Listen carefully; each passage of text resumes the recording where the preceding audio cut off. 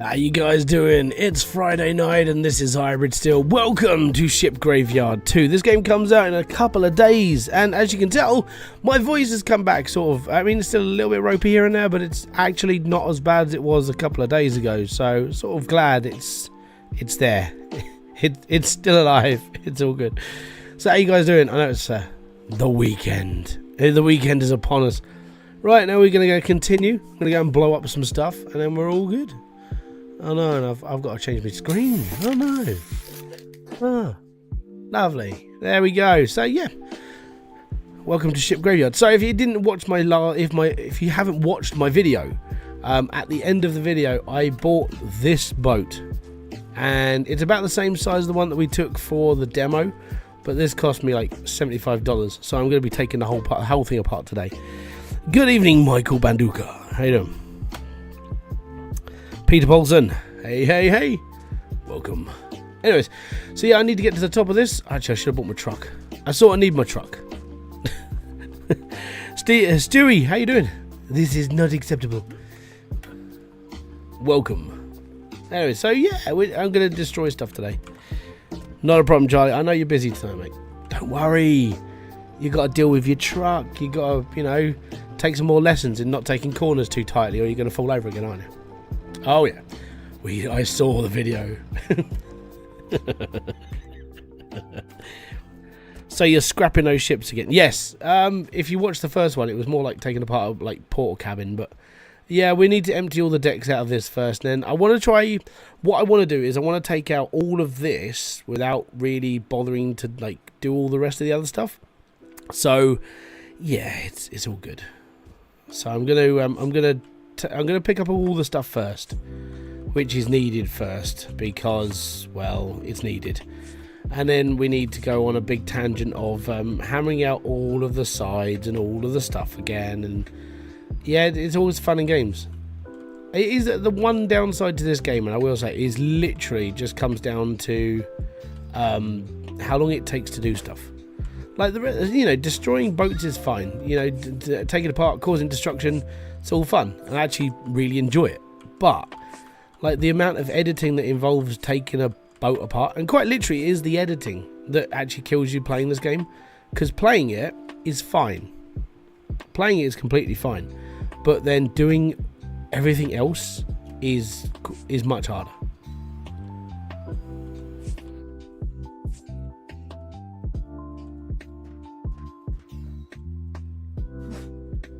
Do da da da da da da da da da da. We need to break that up. Cool. Love that the hand pops out and grabs it. Yeah.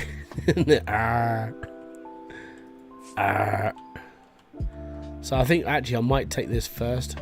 Right, where's me hacky bladey thing? There it is. Let's take the portal cabin out first. Is the audio for the game too loud for you guys? Because I can't really hear it because I've got music playing. Did it sound too loud? Because I can alter that. Is this too loud for you? Just waiting for hashtags. Perfect. Excellent. Thank you very much. Seems fine. Yeah. The problem with it, I had to turn down the Oh, you smegger. Can I... Am I going to have to knock through a wall? Oh my god, I'm going to have to actually knock physically through a wall to get rid of this. Oh my god, that's annoying. Oh no, I can squeeze in the corner, we're all good. Squeeze! I got to breathe in. There we go. Oh yeah. So upgrading your blade and stuff is good. Will you get the contract to break the government boat? If I can afford it, it's really expensive. So currently I've got this one.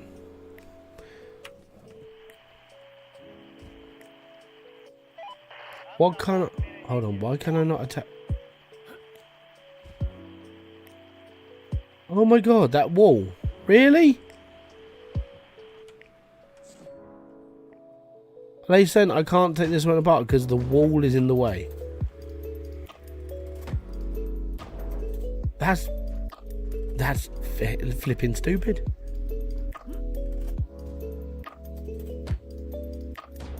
Thankfully, I upgraded my hammer. Right, can we get rid of this now? What's in its way?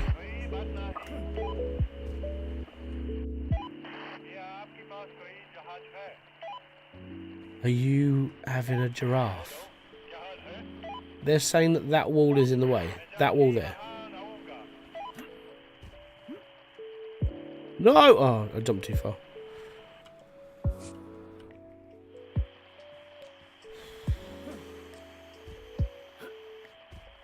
Fiddly ho. Right. I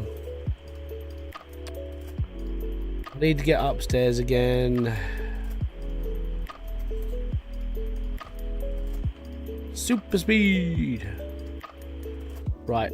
Okay, let's yeah. Right, we're up.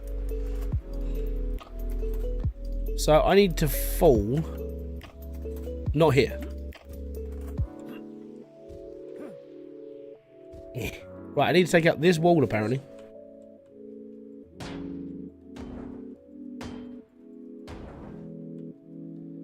Bosh. Right, now can we get it? That's in the way. Seriously? Ooh. How is this in the way? All you have to do is lift it up. Yeah, smeg off. Ooh, oh, oh. Right. No, no, no. Oh, okay, I'll just fall down. It's fine. Now, oh yeah, now we're done. Take it. Go, Mr. Smiley. I mean, you're really slow, but right. Well, that's gonna take the container. I'm fine with that. Perfect. Right. Next, we need to empty cabins and bits and pieces. So all of this needs to go. And then I can start my work on destroying an entire top end of a ship without having to do much. I'm saying that because what I want to do is I want to try and collapse most of the top deck without doing stuff. Can you not open the container? No, it's just a container. Basically, it'll just give you like random elements and stuff out of it.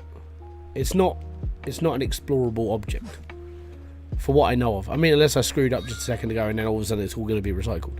I'm not really worried though. So yeah, all of this I need to destroy, but I need to empty all the top block stuff first because people have got missions. There you go. So we've got aluminium, iron, and alloy out of that as well. Right, let's get all of this picked up first. Now I do know that I'm going to have to blow up a door. Thankfully, in my infinite wisdom in the video that I did, we bought some plastic explosives, or some explosives. Knock knock. I'm going to assume I probably need this. But they don't just give you a shiny cooker and say, yeah, it's fine. Spurbury police, hands up.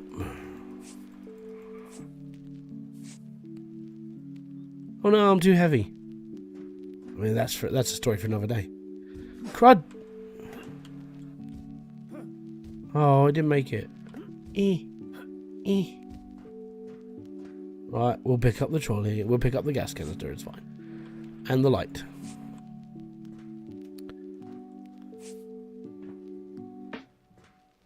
So I was trying to explain to my kids about like how dangerous this job actually is, because this game glorifies it. You know, it's, oh, he's a shipbreaker, he's fine. Yeah, I've seen the casualties of shipbreaking and the amount of people that die doing this job and so on and so forth. And when I was playing it, like Logan was just sitting there like, oh, Daddy, what about this? It's like, do you know this is a really, really dangerous job? And he went, is it? And then I watched the I watched a little bit of the documentary with him, like how dangerous it actually is. And he was all like, this is really sad. It's like, yes, because this is, unfortunately, this is something you don't understand yet. But world politics sucks. And yeah, so he did find it sad that the people have to do so much work and not get paid a lot of money to survive on, and all the people that are injured as well. So he does have empathy. That's good. Right, and then I've got to break into there because that's an electrocuted door. So before we do this, I need to empty all of this. Ah, classy. Dartboard. That'll be my last door.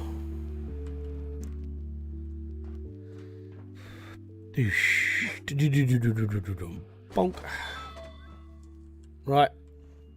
Because in there... Ah.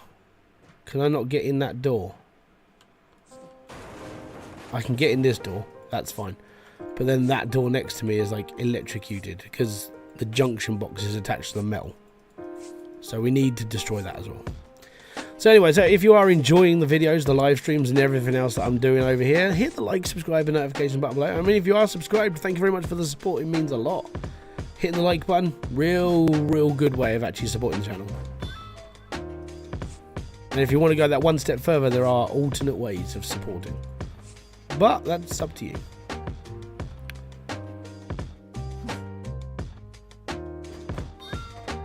Okay, so we've just got one more room on this level to deal with. Alright, cool. Next floor. And all of this stuff fits conveniently in a tiny crate. Where I can hold 80 kilograms of stuff. Yeah, right. Right, we'll lob that because it's going to get a bit busy. Right, another one. Yay! No! Oh, fudge knuckles. I just booted it off the top. No!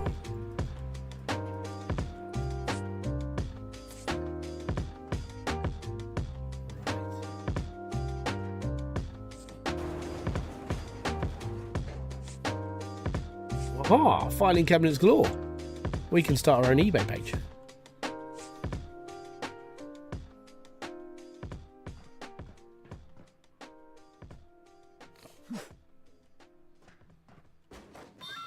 I think this is the whole floor.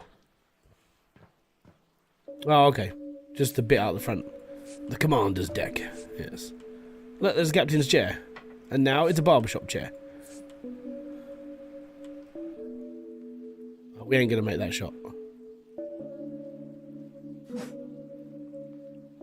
Shot. How am I doing? I'm doing okay. I'm all right. I had a little bit of an argument with Oliver because he still isn't eating his dinners properly. I've spoken to a doctor, and the doctor basically said, "Well, you know, I mean, kids are like this." It's like, yeah, but it's really annoying. So I had an argument with him about dinner. Apart from that, I'm okay. I do feel. I know this is like, you know, like talking about my own personal life a little bit, but I do feel a bit of an arsehole doing it to him sometimes when I'm trying to get him to eat food, you know. But I know like it's best for him to eat something, but it's annoying that he doesn't sometimes. It's very annoying, but you know, it's just live and learn way, unfortunately, with kids. I'm just not. I could be more patient, I suppose.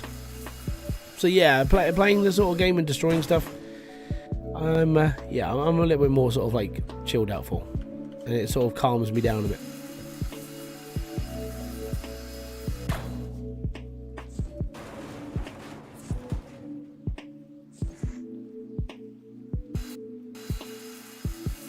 But apart from that, yeah, it's the weekend. Hasn't really made much of a difference though. Weekends suck at the moment because obviously there's no break between kids because they're not at school. So it's constant like bits and pieces. Today though, I did get something through the post that I was waiting for to turn up because they tend to fight quite a bit. So I'm trying to find ways that they can sort of play together but at the same time not fight so much, which is good. But yeah, it's I bought a hold on, I bought the box. Hold on. I bought this. Right. A golf game play set for the kids.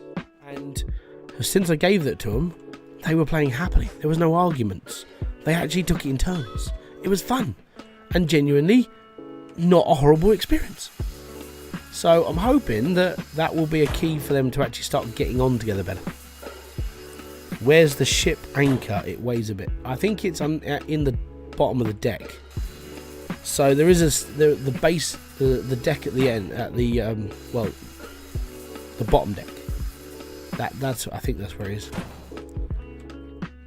But the problem... Switch to crane. Oh, yeah, because it's massive.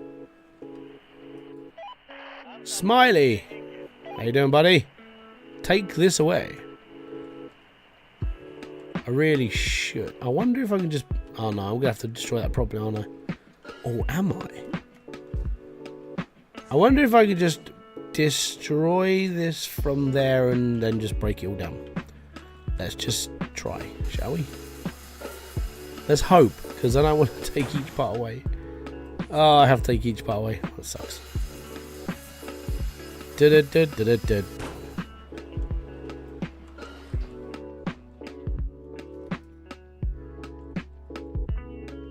Oh, it's the centre bit. Centre bit needs to go as well. Plop.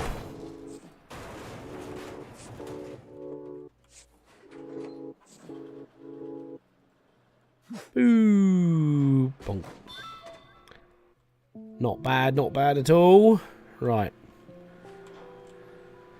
Ah, damn it. I can't do that. I know what I need to do. I'm gonna have to. I think I'm gonna have to stick to my original plan on this and take apart everything on the bottom. So I'm pretty sure I've done everything up here apart from this. I want to destroy everything from below it. There's one door I need to get in now, and then we can start taking apart the bottom deck.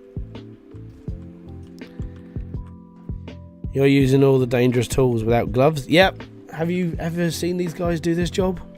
Some of them don't use them.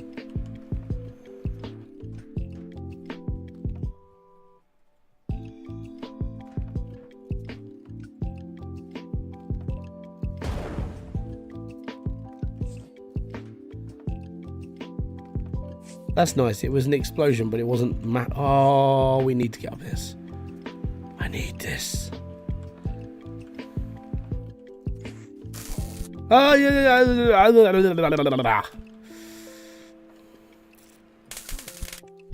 Flipping heck. Oh. Alright, it may help if I... It might help if I turn off the switch. I can't get over there. Oh, no. I'm gonna have to go through that wall. It's dangerous, this. Right, we're gonna have to go through this wall just to get in there.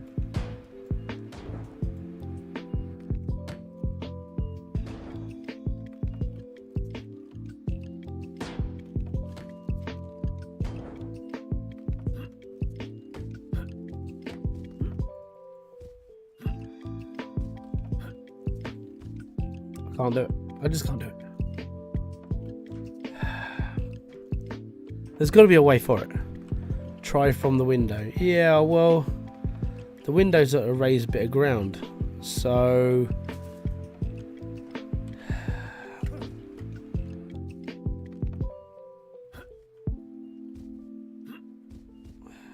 Who did this?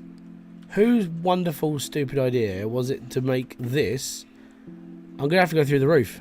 It's just going to have to how it's going to be. Okay, so we're there. All right.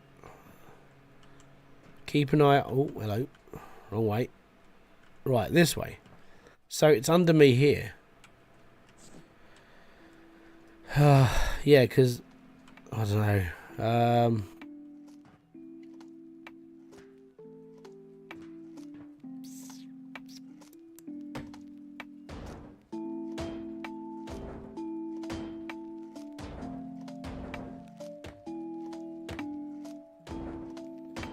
Smacky smacky.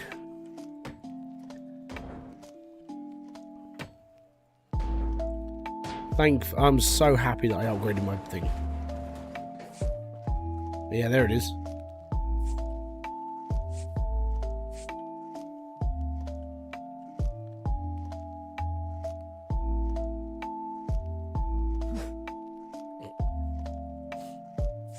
It was worth a try.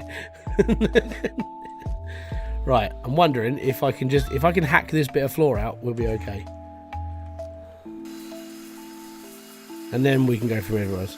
Literally gonna have to do this. Just can't touch the electric beams. Electric sucks. Danger, danger, high voltage. The Electric Six warned me years ago. Gonna head out, right? Not a problem, buddy. Have a good evening. Enjoy yourself. And if I don't speak to you over the next sort of couple of days, you're racing. I know. It's all good. Enjoy it. Be happy. Man, that electricity is right underneath my feet. Look at it. It's right there. Oh, this is not gonna be fun. I like her. Do the cha-cha. Right. Let's clean up all this. All I have to do is literally get through one square, get into the roof, and then turn the switch off. And I'm full. Nearly. You're hearing from me. Oh, okay. You're just oh, I thought you were racing because you're doing your C7. Is it a C7 you're doing? CJ7. Okay. If I hack this bit of floor out, we might be alright. I hope. Whee, there we are. Oh no. Can I not crouch? I can't crouch. I'm stuck between floors. No. Oh. Oh, that sucks. And I can't take... Right, okay. Where was one I couldn't take apart?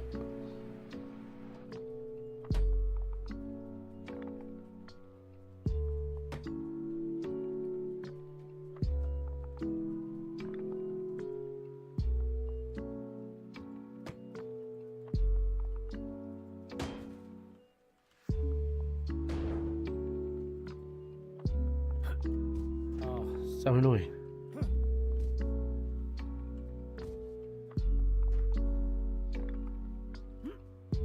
Here.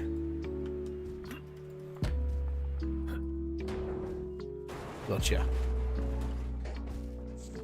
It's too heavy, Captain. We just need the power. Right.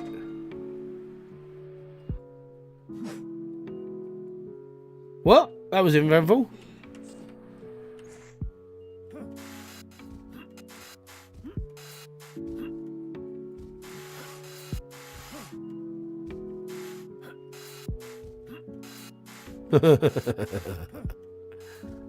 Time. It's genius, I tell you, a genius. I know I've got a ropey thing, but it doesn't work on this sort of thing.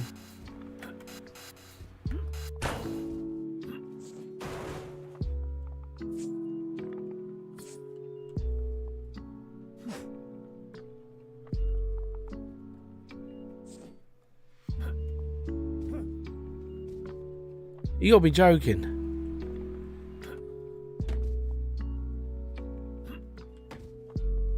Oh! Oh, ha, ha, ha. Where's... Oh, for flip's sake.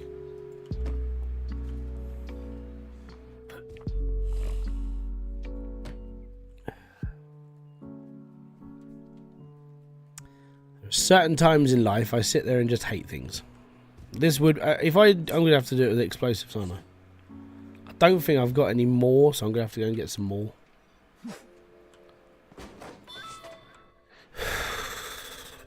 Right, before I forget, there is a box around here.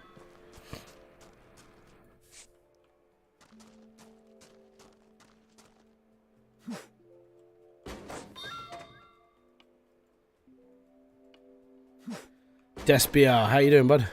Right, I need an explosive.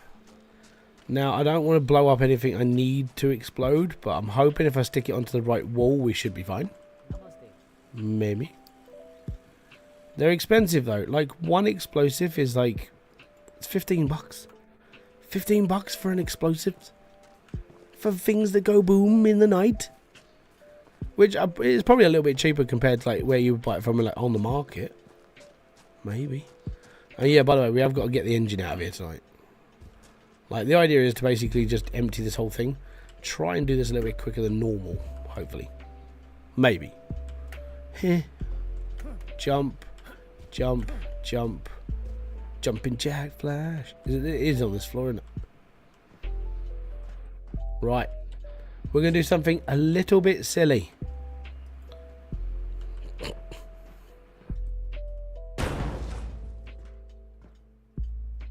It's a little bit silly, but it worked. See? Everything gone bye-bye. Maybe I should have just done that to start with. Next. Right. It's hammer time. Yeah, we'll take this. Copper cabling is going to be worth quite a bit of money, that. Right, so all we got to do now is... No, oh, no.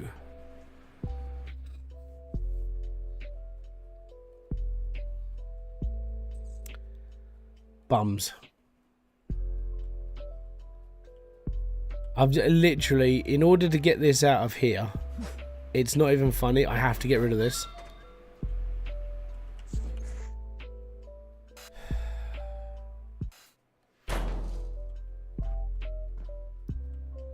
Oh, it's giant puzzle time with this game. Really is. How do I get up? Use the stairs, maybe.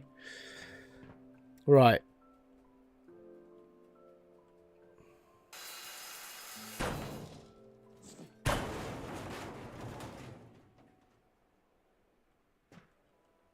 It's hammer time. Now the bottom pipe is out. Can you break it? No. What bottom pipe? Did I miss something?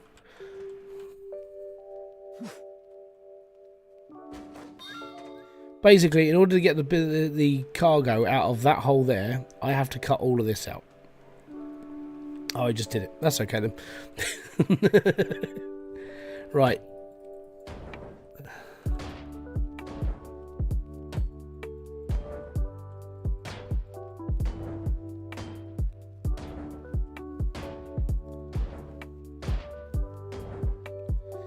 Here we go, here we go, here we go.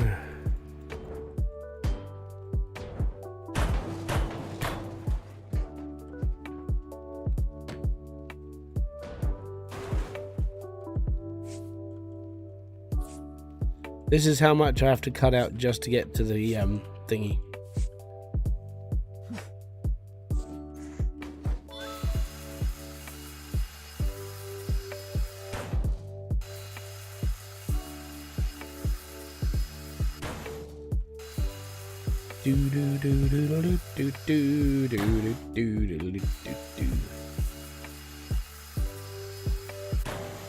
Stop. Hammer time. Unfortunately, I mean, I would play that in my videos, but this the game, yeah, YouTube doesn't like you when you play copyright music. I'm not sure why.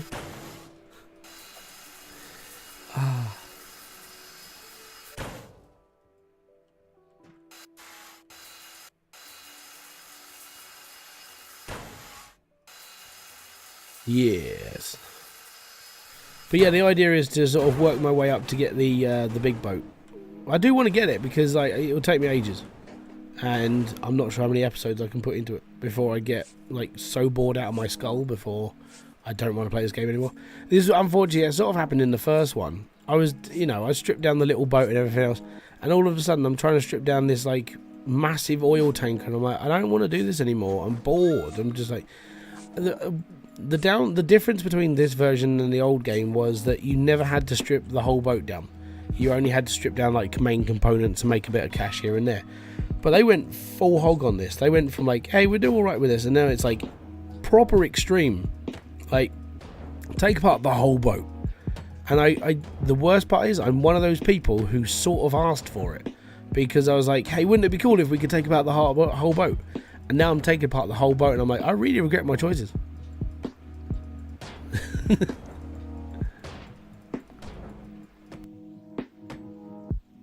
No, I actually don't mind it too much. It shows that they improved the physics engine as well, which was good. They just made a fairly better game.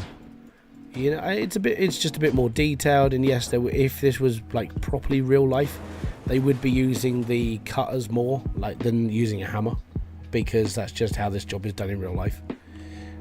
You're a victim of my own request. Yeah, really, I am.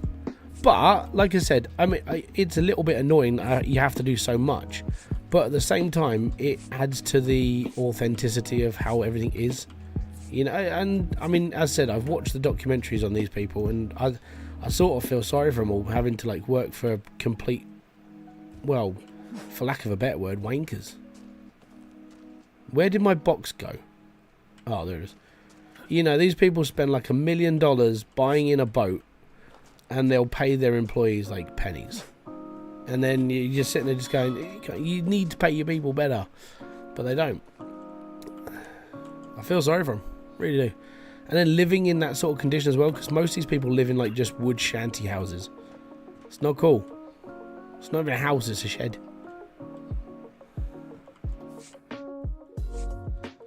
Yep, picking up all this scrap, putting it in a wooden box.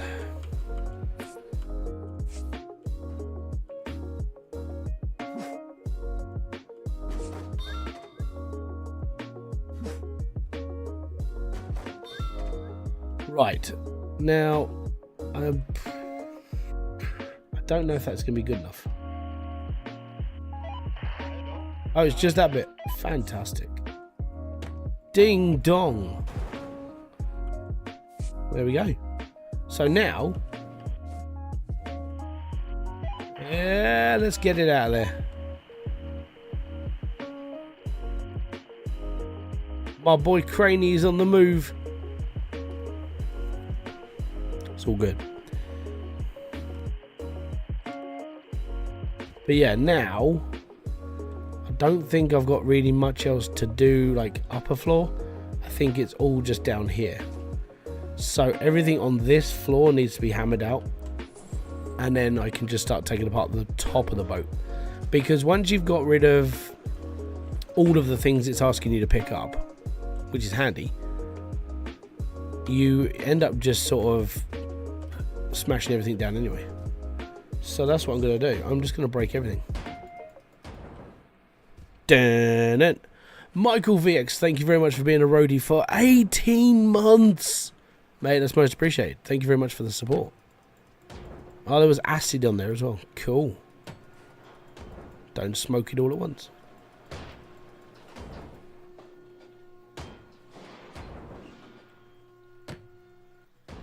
Evening and salutations. Commander 3601.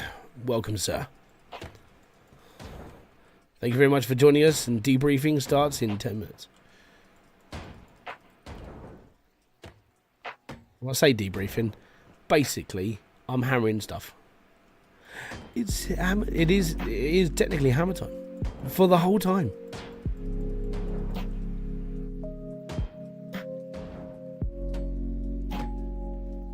And the idea is to just destroy everything here, really.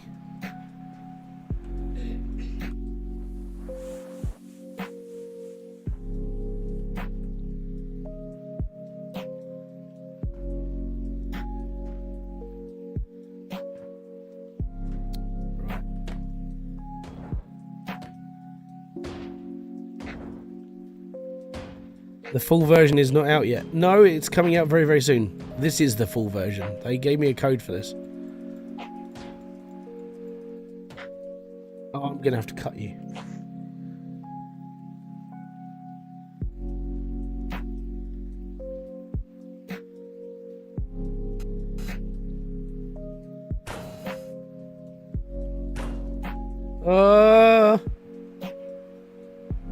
I turned the valve off.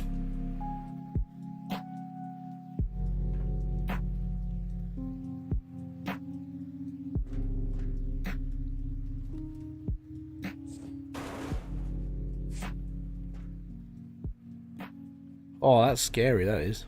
It all just self-ignites. Nice.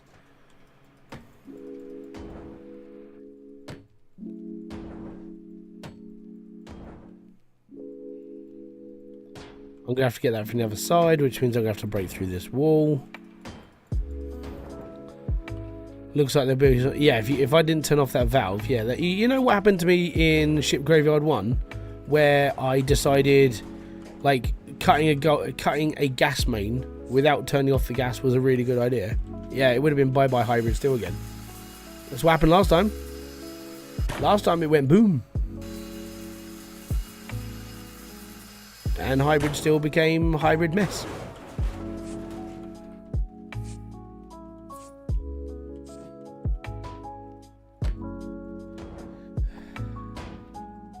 That was my first ever short video as well. First ever short video. What happened? I blew up myself in a video game. It was cool. Oh no. Oh no. Oh god. Bummer. Bums. Right, we can't take this floor apart. We have to take the next floor up apart. Ah. Hybridsteel became hybrid everywhere. I really did. It was yeah, it was funny. So I've got to take that floor apart first, because the one in there I have to get the crane in to. Oh, damn this game. Right. Right, okay, now the engine room is under this room here, so under all of this. So what I need to do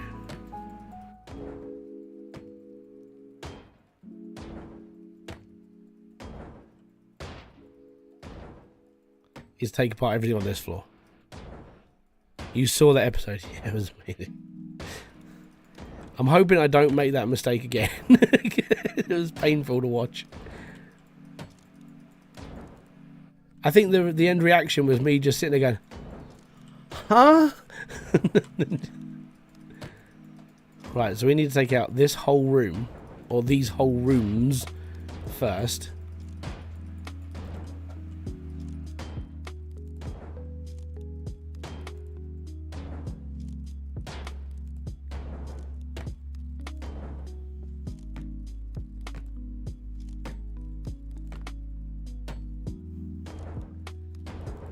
Hey, who says I'm not an entertaining person?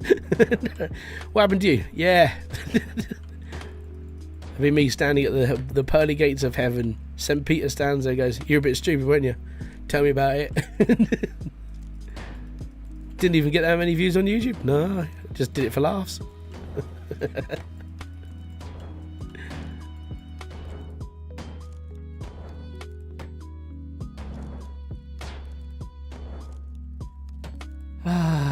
But there we go. We live and learn from our mistakes. Yeah, just don't try blowing up a gas valve when it's still on. It's a little bit silly.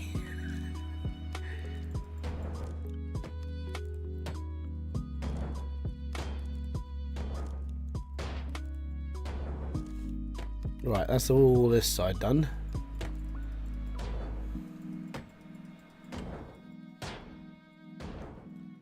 The worst part is knowing that once you've done all this, you've got to pick up all the mess, and then all the mess is going to be it takes a little bit of time to clean up in this game. It really does. Like the video that I did for like the first video, I mean that was what, it was a 25-minute video. When I'd finished like recording, that was an hour and 30 minutes worth of like recording stuff. It was a long video. So imagine how long it takes to just clean up and mess around on such a small scale. And now when you're doing it on a full boat. When I did this for the demo, it was 5 hours. But the hammer wasn't hitting as much as it is now. So we have got a little bit of advantage on that. Do you edit it? Yeah, I edit on me. I do everything myself. I can't afford an editor. Jeebus. If I could afford an editor, I wouldn't be complaining as much. I do everything myself. That's why the editing sucks a little bit, because it is just me. And apart from basic like cutting, I don't really know what I'm doing. So I just try and be a bit more entertaining each time, because I sort of suck at editing. And I know I suck at editing, but I put in about the same amount of effort as like Diesel, which means I'm doing all right.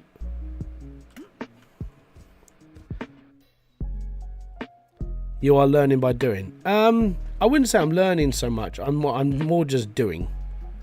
It's mainly just because I had a big, like, apart from,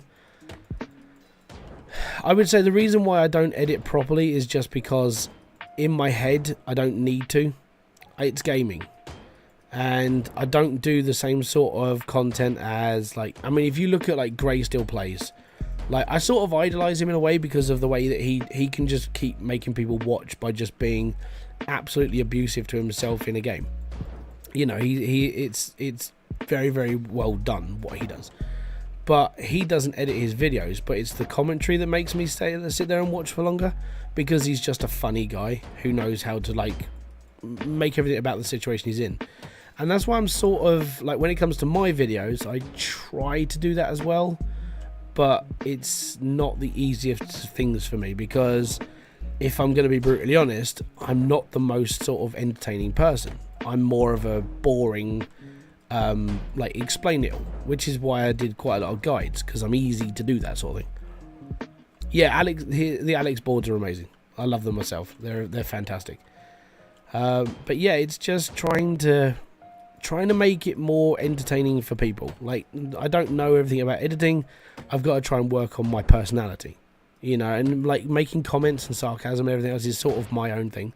I like sarcasm, so I'm hoping that maybe the Britishness of my videos comes out and it's sort of more like satirical instead of just being, you know, pure over the top screaming and shouting at everything. And I hope that's how it comes across. I mean, I am up for criticism, because I do want to make better videos. And every time I say, hey guys, you know, I'm looking to make these better, no one really ever gives me much feedback. I'm like, I sort of wish people would, and I wish people would criticize me a bit more, because then I can learn from that and go, right, I need to do this, or I need to, you know, so it gives me a goal instead of just being the same old thing. I hope that makes sense.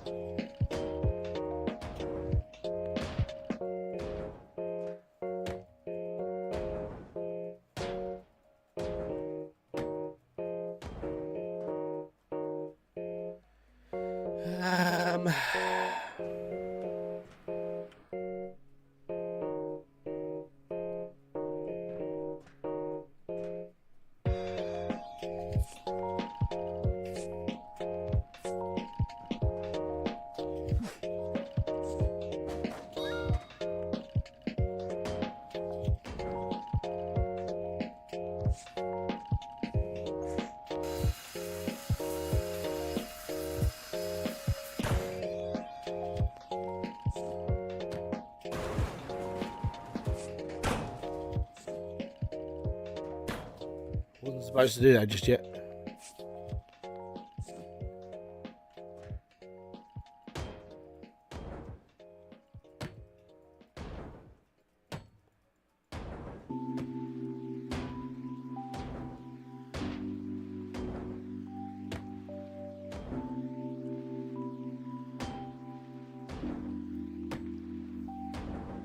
Harry at work, welcome to the live stream. And that means you can't be at work if you're on it. Oh, I know, funny.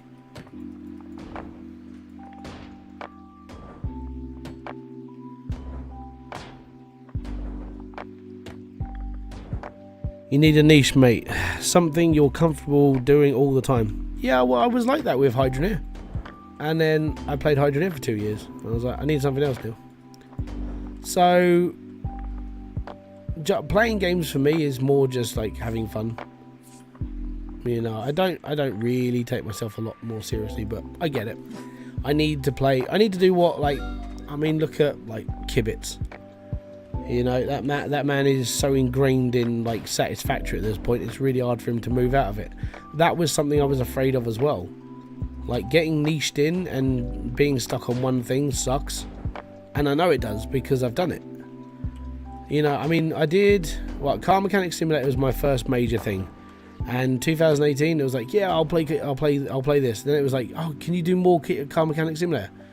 Oh, I can, but you know, I'm sort of like mental anguish at the moment. I'm not really comfortable, but I did a bit more. And then CMS 2023 came out, and I got stuck in that again, and that killed it for me. Like 2023 was like the big one that sort of really hit me hard because I didn't want to do it anymore.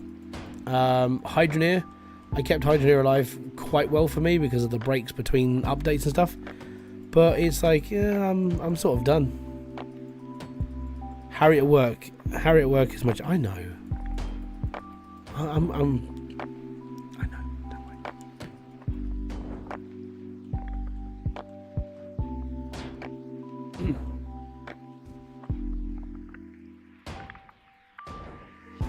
Right, let's knock all this out and start boxing it up.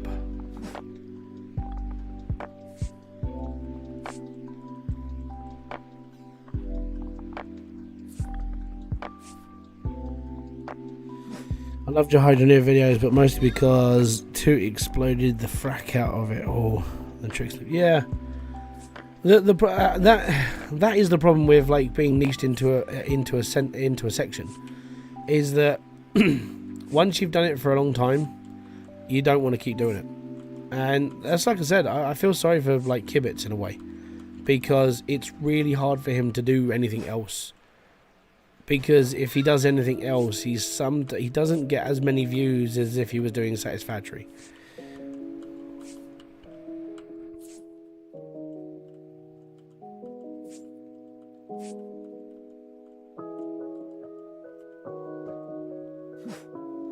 Hydroneer died to me at some point also. It's basically the same thing over and over. Yeah.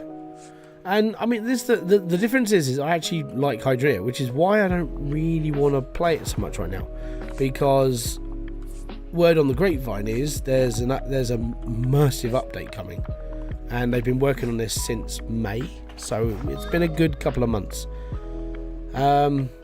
It sounds like it's going to be a really big update, so I'm looking forward to it because I haven't killed that game for myself, and that's something I actually like that I haven't done. And that's why I like Hydroneer, because I haven't killed it for myself. I've actually kept it very alive.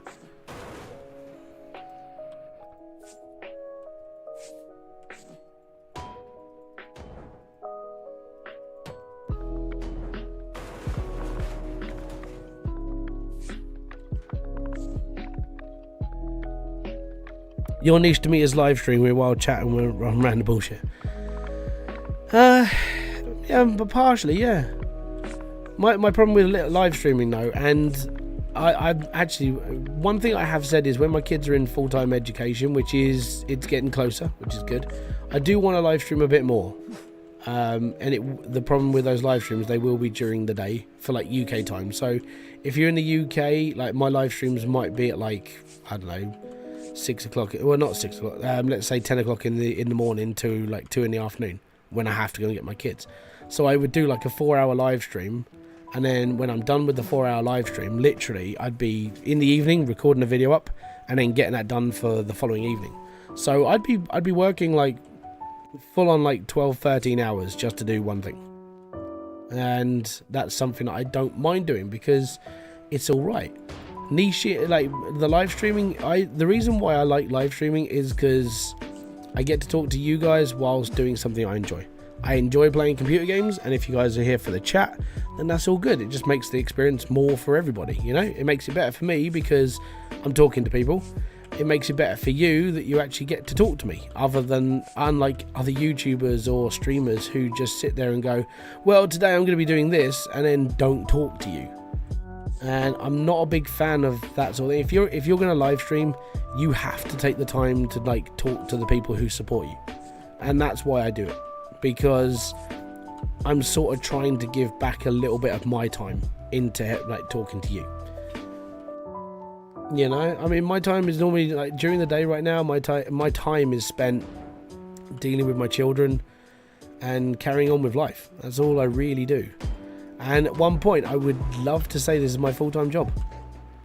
And yeah, I would be in. If I'm going to be honest, I would be happy because I get to spend that time at home with my kids. I get to spend that time with my family. I get to have all that like freeness. And there was I think it was Roberto Blake. He said, "What would you rather have? Would you rather have a job that paid you like 100 grand a year?" Oh no, it wasn't that. It was someone else. They posted up, how much would you sell your time for on Kick? And I went, 75 grand a year. If anybody paid me £75,000 a year to do this, then that's where I want to be. I don't want to be one of those people who streams like, 40,000 people and gets paid millions, because I would get bored of having money. And the reason why is just because I don't really want anything. I've got most of the things I need in my life. I've got a family. I've got, a house. Well, it's a flat, but it's not ours, it's council. But I would have enough money to go, right, I can rent a house until I can afford to buy one. My kids are going to be taken care of. I'll be taken care of. My wife will be taken care of. That's it. That's all I really care about. I don't really want all the fame and all the crap that goes with it. I think that dream went out the window a long time ago when it was like, I don't want to become famous, because becoming famous, you don't get any privacy. You don't get time to yourself. You don't have... You're expected to do so much for everybody else, but you're never able to take time for yourself. I don't mind the whole becoming partially famous, like, you go to a convention and people want to talk to me, that sort of thing.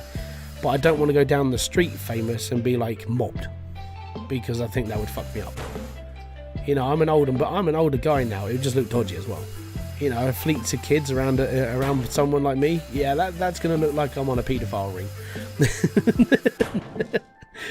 No, I'm okay without that. Or I don't want to be in the stories of like, that person touched me, and that would just piss me off more. Take a look at Linus. Exactly. Yeah.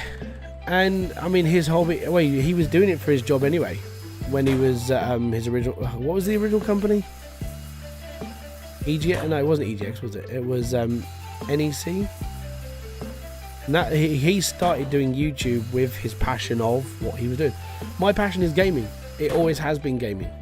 I've been playing games since probably most people who watch this were either in nappies themselves or they weren't even born yet. I think mostly the audience that watches this channel is slightly more mature than like 18 years old, which is nice. NCIX, that's the one. But he took his job and then turned it into a YouTube thing as well. So he had that opportunity and he took it. Fair play to him. NCIX, yeah. I watch Linus because he's I think he's a few years younger than me. Not much. But it's like having somebody who's your age, like with the same sort of opinions as you. I like that. Because it doesn't make me feel that bad.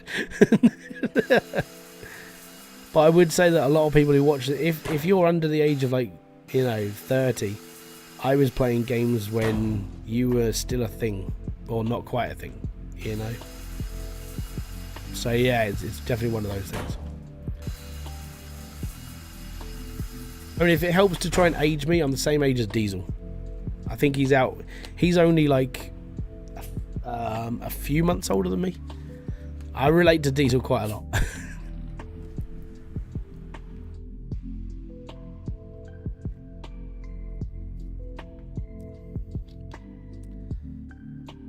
Jay and Jerry Rig, everything.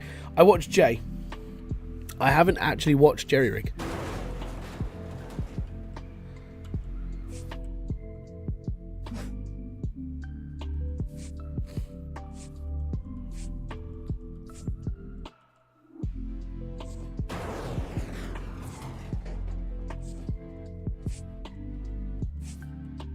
I watch Jay more because he likes to...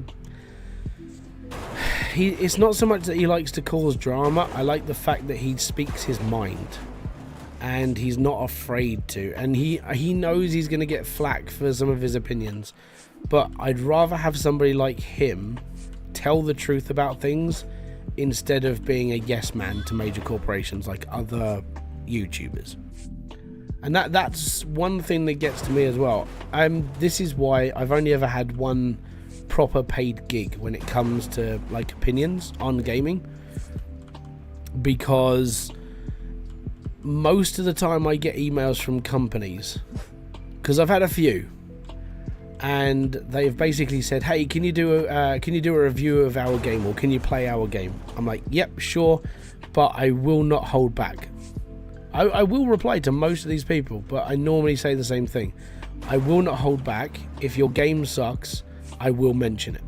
And a lot of them stop talking to me after that. And the main reason for it is just because they know that if you've got someone like me who's gonna tell you what the game's actually like, they're not gonna want you to play that game, because they're trying to sell copies of games, not have someone put them off of it. So that's why when I do a review, or when I do a gameplay, or a let's play, sorry, you end up with if I sit there and say it's boring, then that's my own opinion. Alberto Torres Padilla, welcome. How you doing, buddy?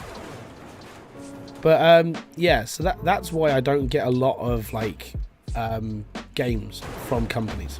I get them from Keymailer because all they want you to do is play the game. There's no special like contact or anything. But the people that don't like me are the ones that don't want an honest opinion. And there's a few of them now. It's because I'm older and I don't take bullshit from people. I just fucking play it. Don't care. It's just the way it is. His Tunnel series is brilliantly loony. Whose is, sorry? Oh, Colin Furze. Oh, yeah, I watched him all the way through. Like, I've been a fan of Colin Furze for a really long time. I've been watching him since he invented the fart machine that farted to France. So yeah, I've been watching for a long time. And when he started his COVID build, like going underground and digging up his like garden and stuff, it's just awesome. I wish more people would watch his videos, but thankfully he's like old school punk. And I like his soundtrack that he always has playing as well. I'm very, very fond of his stuff.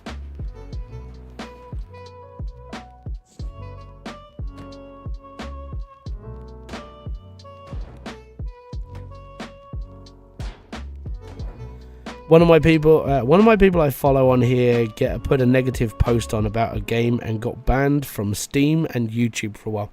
Yeah. That will happen because the company doesn't like the fact you told the truth, and they will complain. If they got banned from YouTube, however, that's probably a different matter.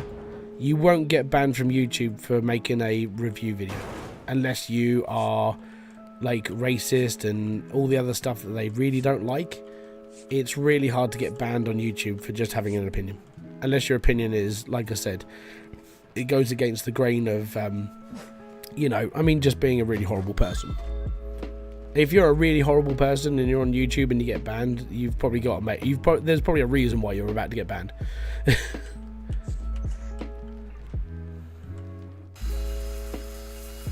And then, they have mistakenly banned people in the past, but they do have a system where you can talk to them on Twitter, on X, sorry, and then they will sort you out from there. But if you're an arsehole about it all, yeah, they will ban you. That's why you just don't be an arsehole. Like, don't be a racist, don't be a transphobe, don't be all that crap. Even if you don't like certain things, just don't talk about them. That's fine.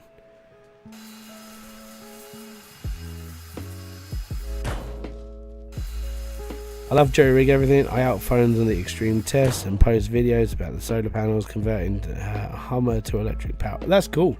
If you can convert a Hummer to electric, I'd buy one. Why would I buy one? Because it's electric. No one's going to care. You just need 2 parking spaces because it's massive.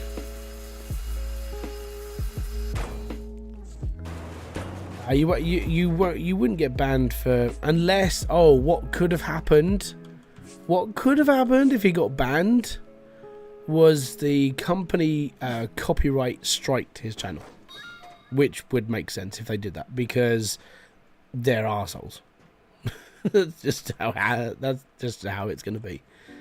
You do get companies who really are. They get salty if you've got an opinion. They really do. It's why I don't. It's why I'm really honest with companies. And if you're going to make a crap game, I will tell people how crap it is.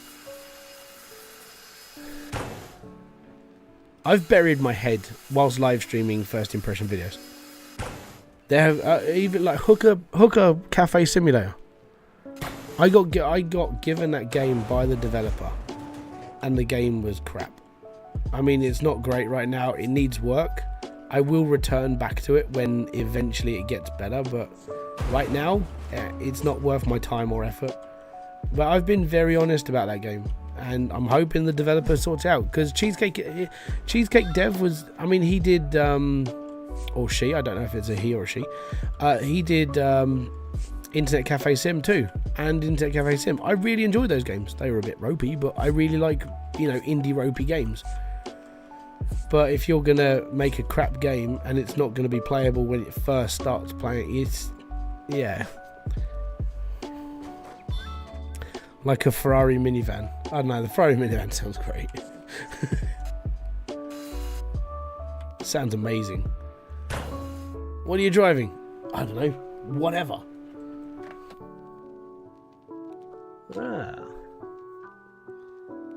Right, let's take out this side. I'm hoping all of this drops when I've taken out all these walls. I really do. This is for sure though a live streaming game. Like if you're gonna play a mission on this and it takes longer than an hour, you might as well live stream it. Just like what I'm doing now. I mean, we've been doing this for an hour. To put it into perspective, that mission that I did in the video took about this long. So now you understand how long this game takes.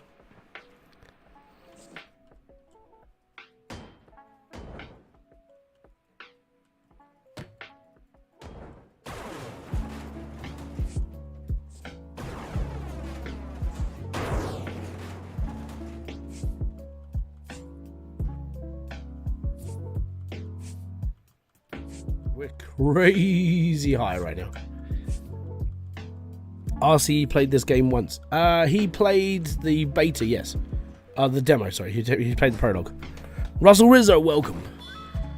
Yeah, he whilst the thing about like RCE's version of this is I was talking to him and Dre at the same time as they were playing this, and we were all in the same like chat at the time, and he was like, how long does this take? I was like, I don't know, but I'm going to finish it.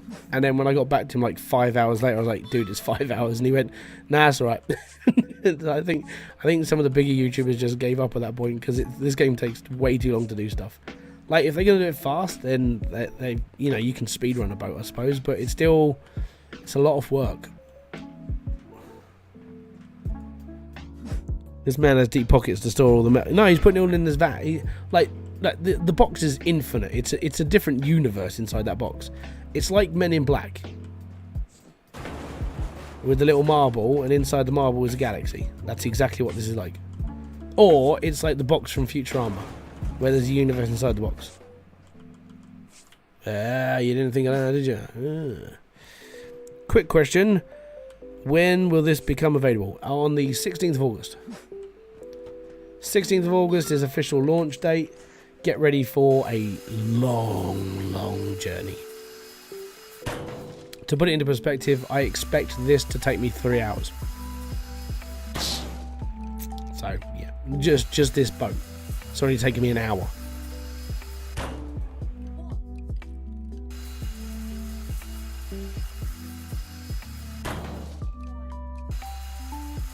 Have you seen the new Futurama? No, because they're on a different channel.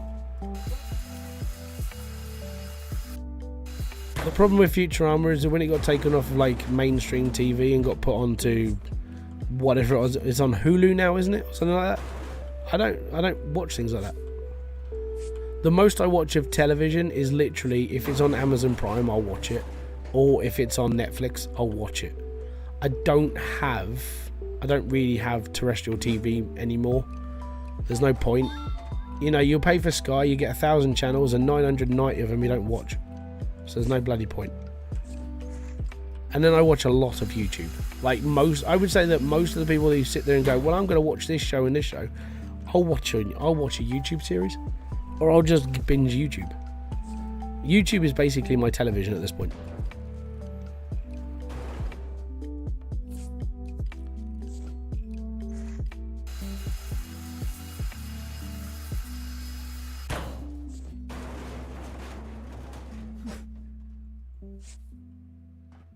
No!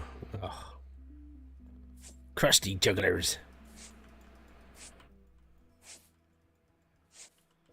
Or if I want to watch a film and it's not on Netflix, I may buy it on YouTube.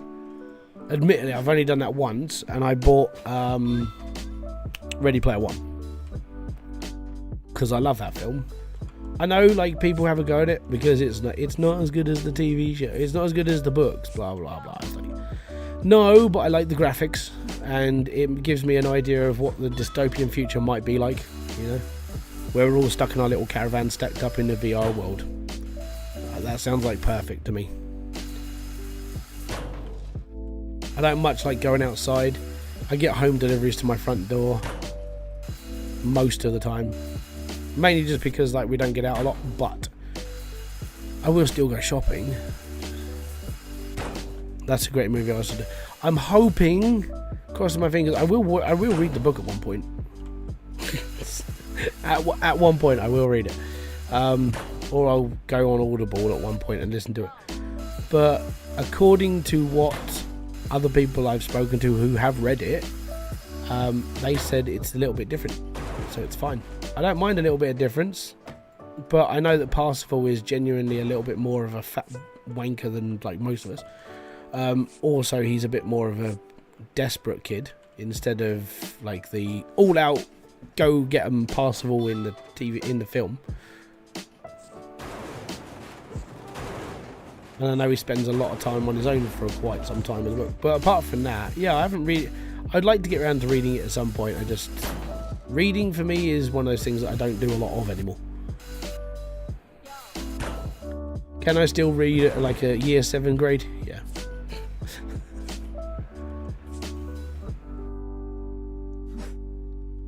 Not sure how that works.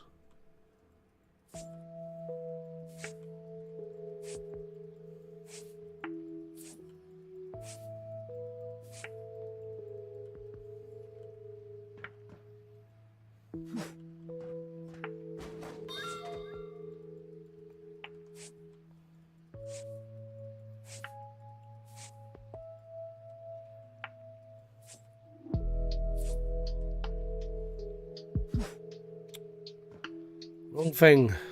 Right, you go down there. You go this way. What else have I done? I have taken a chance at Starfield, Bethesda's space journey game. The reason why is because it came up on Keymail. I was like, I'll give it a go and see what happens. Worst comes to worst, they say no, I don't play it, it's fine. I'm not really much looking forward to it, but if I get it for free, then I'll put some heart into it, you know. See how things go. Tons of Easter eggs, yes. I think there's something stupid like 300, like in the first like hour and a half. You know, and there's always like if you're like your average normal person who's got a little bit of pop culture in their head from the 80s and 90s, you'll sit there and you'll go, oh, I didn't see that bit before. It took me a couple of times to watch like most of it, but I was sitting there going, oh my god, and you know, or even down to like the Mayor Rudy Johnson like poster in the background, in H's apartment. Have you played Dyson Sphere? Yes, I have. Good game. Might have to turn the big light on in a minute. Give me a sec.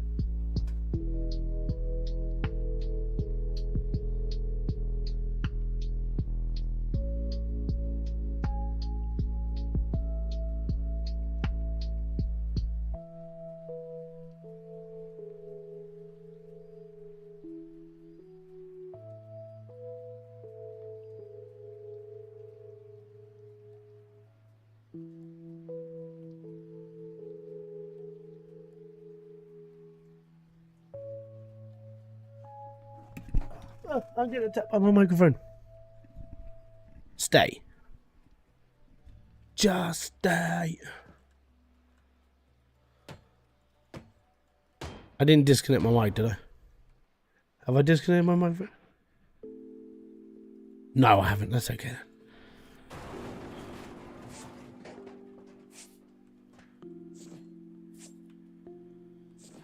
Not too much of this deck left. We're getting there.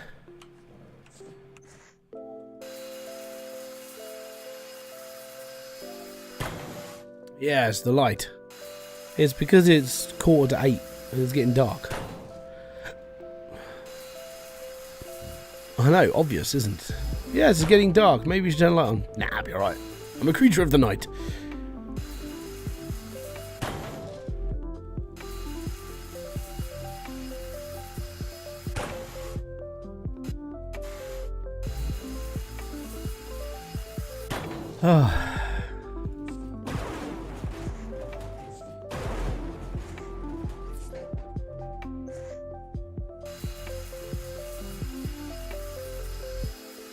Yeah, Dyson Sphere I played for a little bit, and my problem with Dyson Sphere is it didn't work the way my brain wanted it to.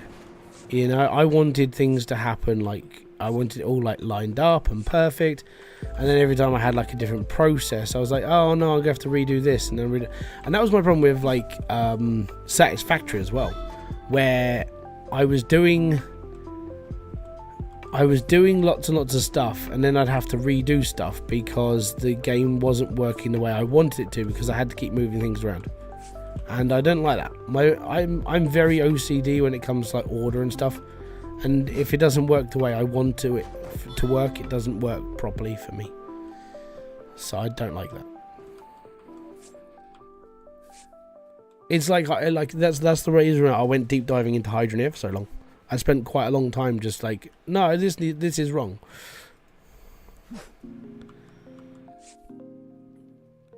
Have you gone back to Machiavellian? No, because I'd have to buy it. Machiavellian isn't free. So that was the thing that annoyed the crap out of me a little bit. I was given access to the demo, but I wasn't given access to the full version of the game. So I haven't played it.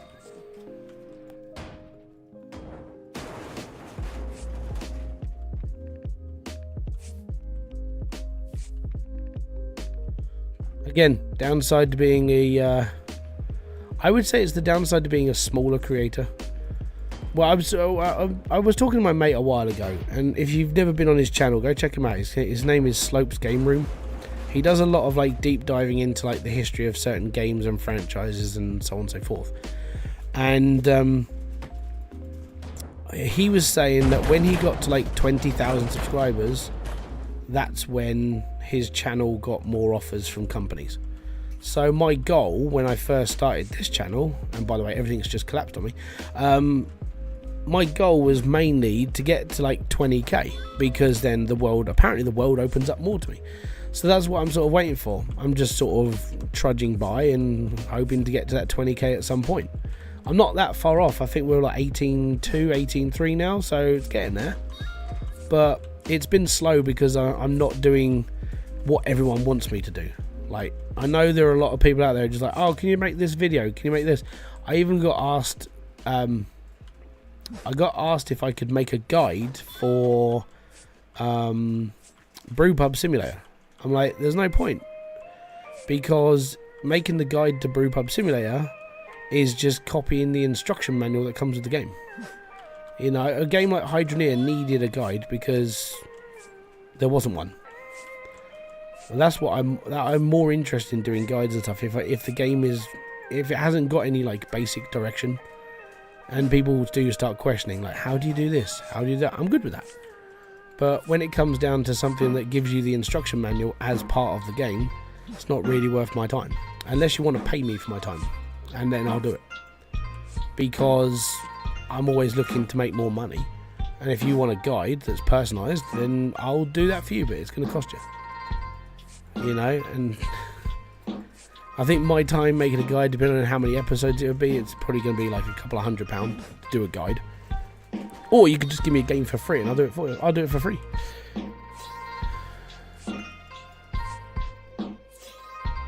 That goes to developers, not to people. I don't want to get Does Out of Ore have a guide? Not so much, but there's not really...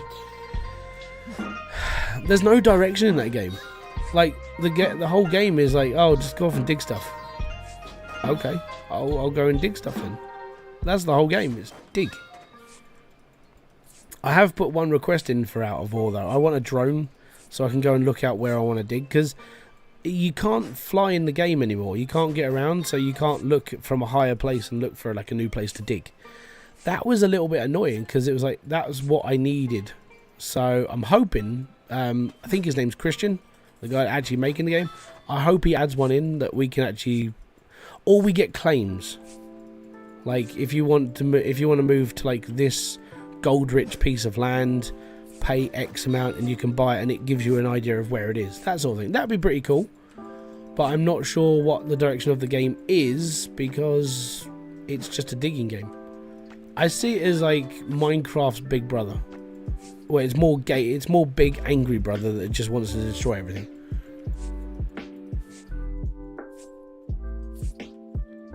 Do do do do do do do do do. Gotta clean up all of this stuff now. This is 3 decks of stuff on top of my head.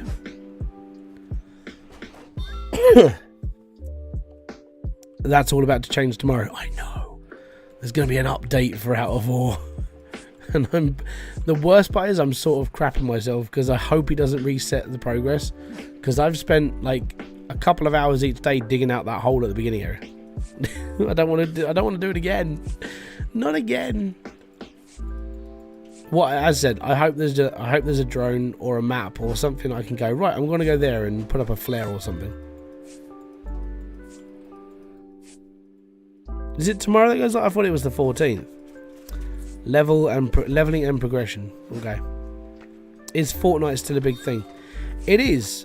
And then the mods that are being made for it are as well, like people's levels and stuff that they're building specifically using the engine. That's a good big thing. No, he's not making us reset. That's okay then. I'll be fine. Because that already happened once. Okay, it's the 12th. I thought it was the 14th for some reason. Are you going to stream the update for Out of Ore? Yeah, because it's out tomorrow. Tomorrow's Saturday. I stream on Saturdays. So if there's a new update and stuff, I'll play it. See how things go.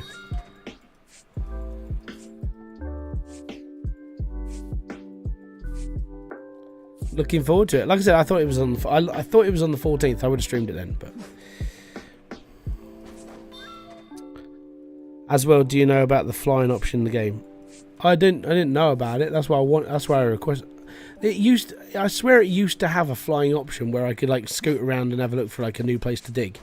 But did they take that out, or did he move it somewhere else that I wasn't looking?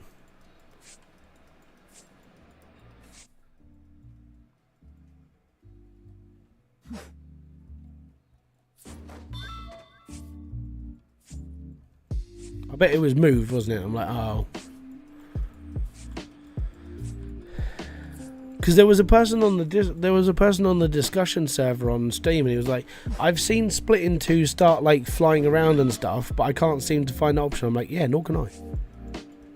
So that's why I sort of requested a drone, because I think a drone would be pretty cool.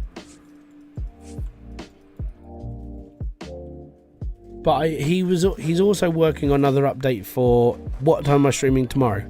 About this sort of time tomorrow, whenever my kids can get to bed. Okay, if you go into the world and rescue and click time lapse, and you can fly and see the whole map. That I didn't see it in there. The only options I saw in there were rescue, something else, and something else, but I don't remember flying was there.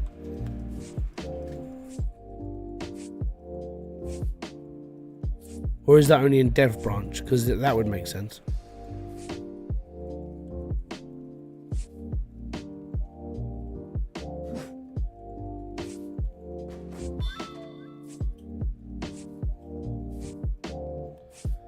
Oh, playing Picky Up Simulator right now. I want a magnet. A giant magnet. Just to pick up all this stuff.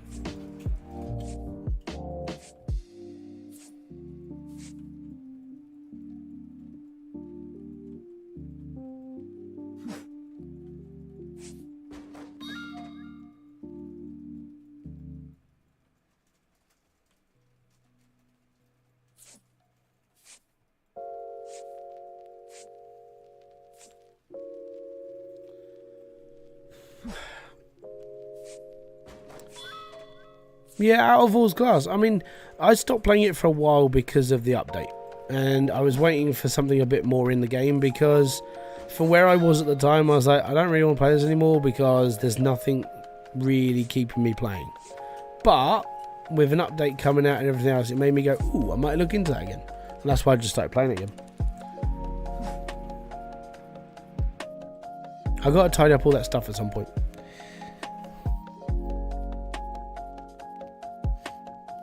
Oh, okay.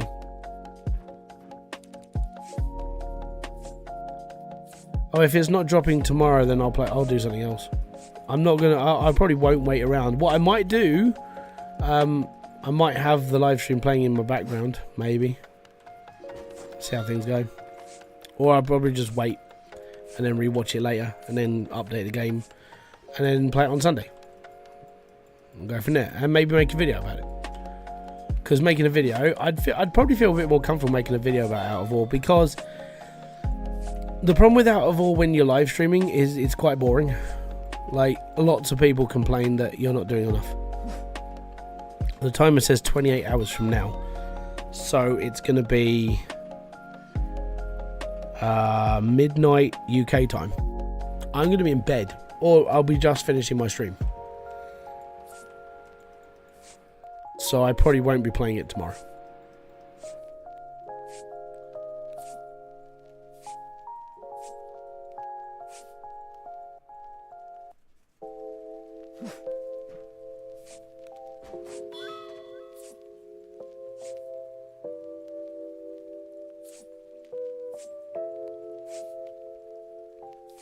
Joys of being from Old Blighty. It's a little bit like timings suck when it comes to American stuff. Like when it's like an American update, it's like yay, and then I'll play it tomorrow because I can't play it now because the game's not live now. That sort of thing.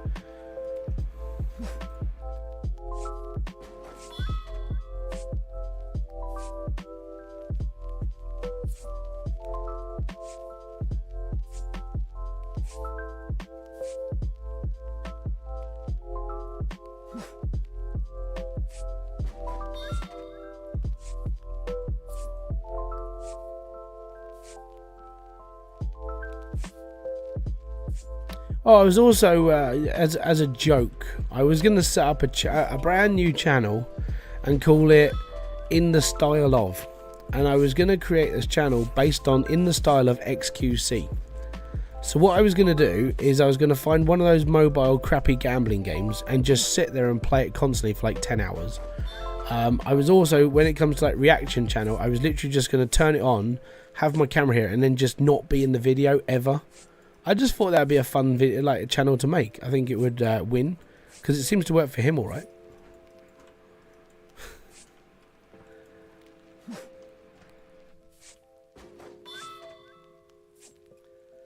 What is that noise? Oh, when it apparently sounds like someone's moaning. That's him. That's the main character. That whoo.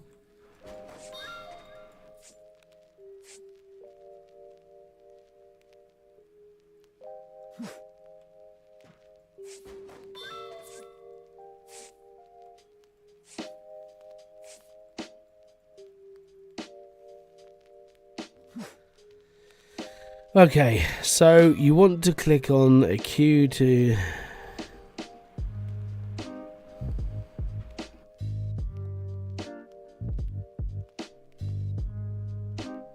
Okay, I'll have a look at it next time then. I think I just remember it as like there was a button that was just like fly. Unless I'm remembering wrong.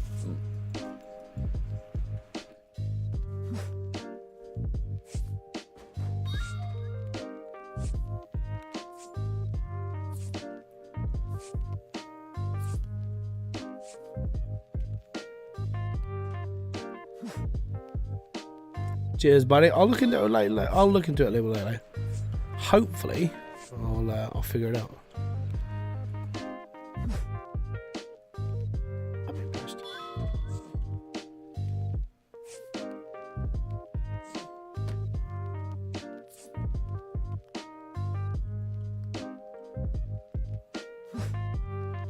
Right, last little bit. It is one of my main games. That's fair.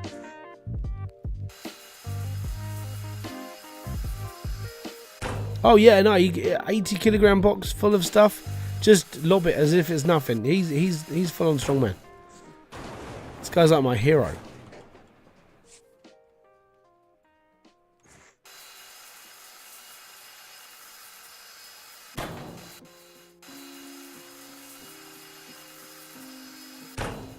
Really enjoyed the vid you did on this the other day. Oh, thank you, most appreciated. I did the problem with it is I didn't know how it was going to come across because like voice. It comes down to my fault on that one. But then I got a call with my brother. He goes, you sound like Dan. I was like, Dan? He goes, yeah, it's a slope. I was like, oh yeah, because he talks like this sometimes. I was like, yeah, nearly. if you watch if you watch Slope's Game Room, he talks normally and then he goes down a bit and then he goes up a bit and then he goes down a bit. It's like when my voice is all like knackered, I sound a little bit like my mate.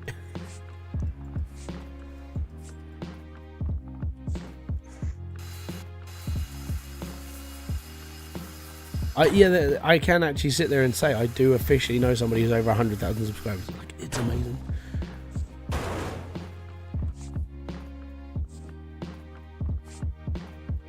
I went to school with that man. That's how old he is.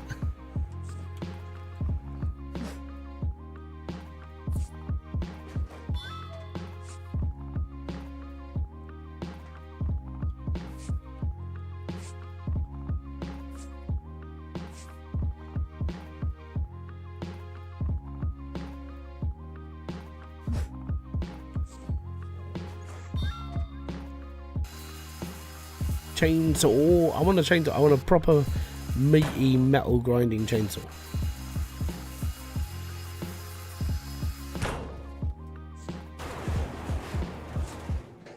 Right, I think that's his whole floor.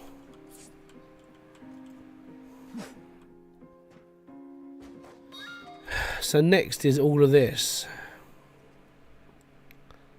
So from here to here I have to remove. Well, actually, technically, I have to remove all of it, but more just this section here because that's where the engine area is.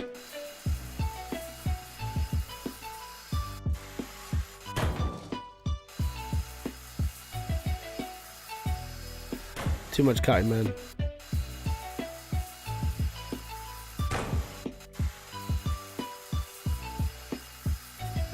Do do do do. Do little do do.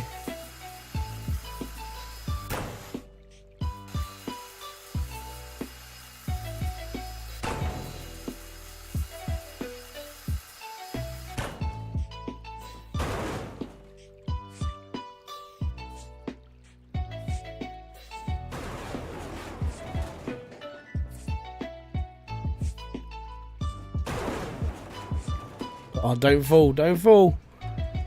Tight up here.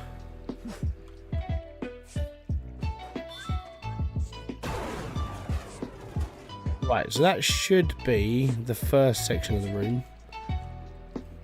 Yeah,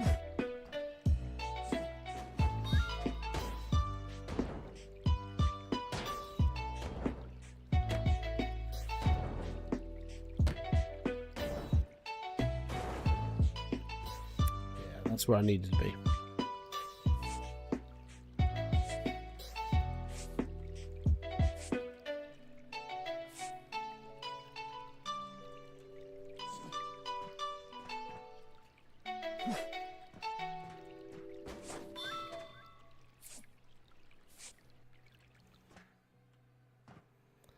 Just all of this. Have you got any British series to recommend? I'm anticipating a lack of content soon with the strikes going on. Oh, I mean, what for UK TV shows? We're not on strike. We're always making stuff. Even if we weren't on strike, well, actually, even if like the UK went on strike for like writing and stuff, like TV shows would just carry on. They don't give a shit. Me, I watch a lot of old stuff. So I watch like IT Crowd, Seinfeld, Friends, Red Dwarf. I religiously watch Red Dwarf. I go through How I Met Your Mother at least once a year. I'm not going to watch How I Met Your Father because I thought that was a bit of a crap idea. I watched Gold Rush. Like, I'm season 13 of that. I can recommend that because that'll take you a long time to get through. It's like, what, 20 episodes a season? 13 seasons? You got like 200 odd hours of footage there. Go for it. I don't really watch a lot of modern day stuff just because it's all crap. I'm not a big fan of like gender politics in TV shows and films. I'm not a big fan of much in the way of like agendas when it comes to everything else. Bering Sea Gold. I've still got to watch Australia Gold. But I try and I steer clear of a lot of modern day stuff because I'm just not a fan of how it's written. I mean, I can't even recommend watching The Witcher because The Witcher for me got worse. Like season 2 was like okay. Season 3, I just wouldn't even worry about it. It's just not worth my time. So I am bothered. I watched like 2 episodes of it and I went, well, this is crap. Why do I want to watch The Witcher when it hasn't got The Witcher in it? It's mainly just the story of Yennefer and Ciri. I just got bored. I don't care about like Geralt and friends. I just cared about Geralt. So yeah, I don't watch a lot of modern day stuff.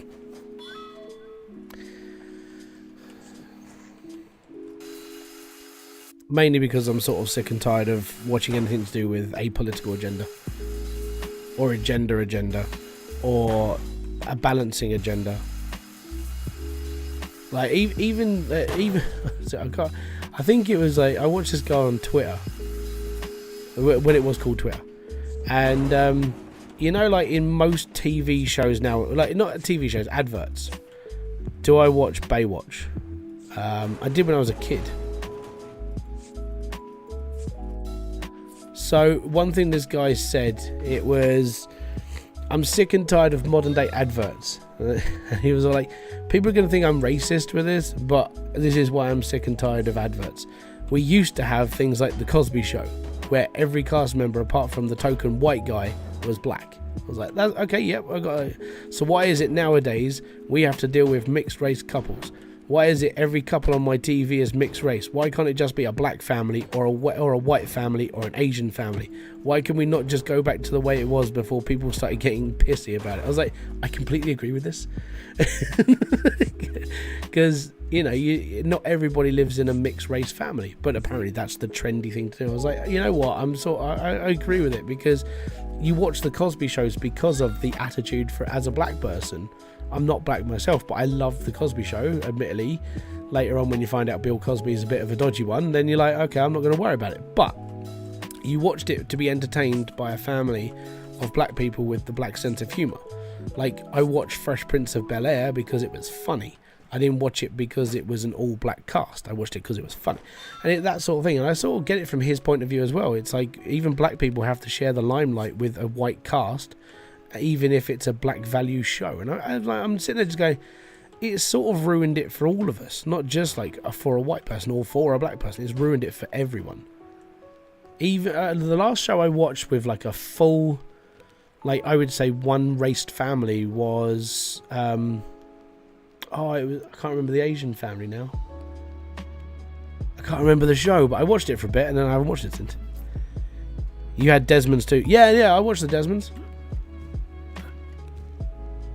But you wouldn't be able to do that nowadays because it's just one race family.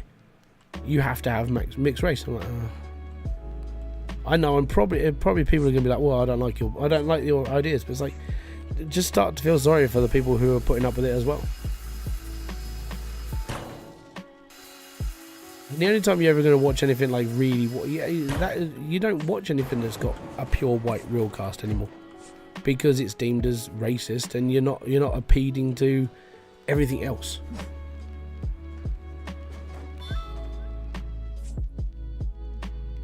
How you doing, Hemmings? How you doing, bud? Let me just get rid of this wall.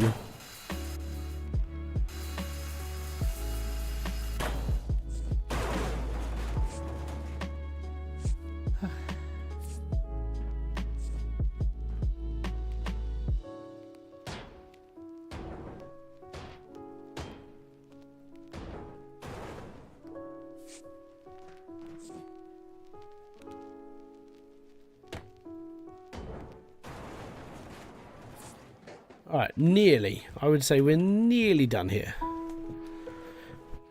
Kumars, I think. No, they were Indian. I think it was on Dave or Comedy Central.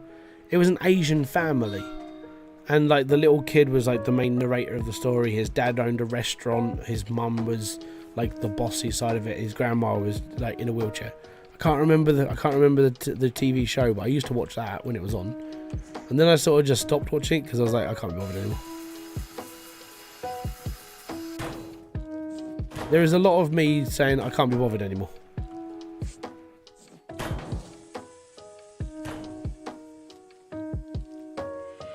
But I used to watch the Kumars as well. I used to watch all of that stuff. Never had a problem with it. But if you did it nowadays, you would be labelled as a racist because you're not allowed to have just one. Well, you're not allowed to have just one singularity as a thing anymore. Go in the back. Oh, I didn't go in the truck. I've got to go and pick up my stuff. It's bothering me now.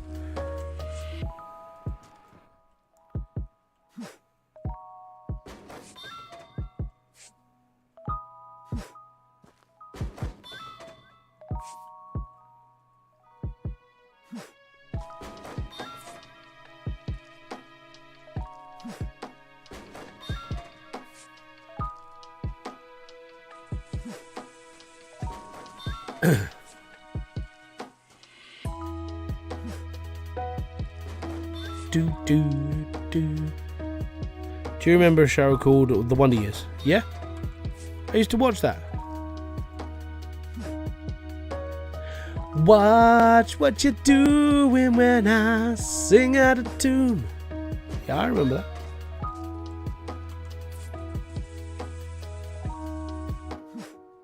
I couldn't quote an episode though. Yeah, and the woman who played the girl who played Winnie, she's gone on. She's like a scientist now, isn't she? Or she's just a really intelligent person. I can't remember what she went off and did, but she's like proper intelligent.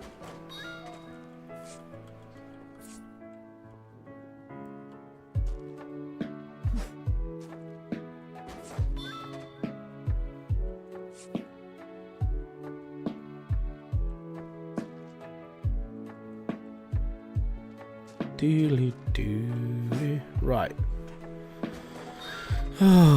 Slowly, surely getting there.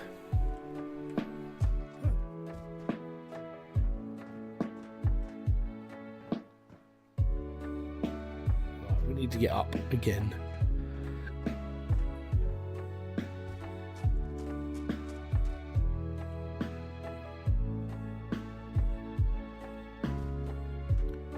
We could probably get one or two of these. Maybe we're just one for now. See if we can get this one out first, and then we might have trouble with the other one.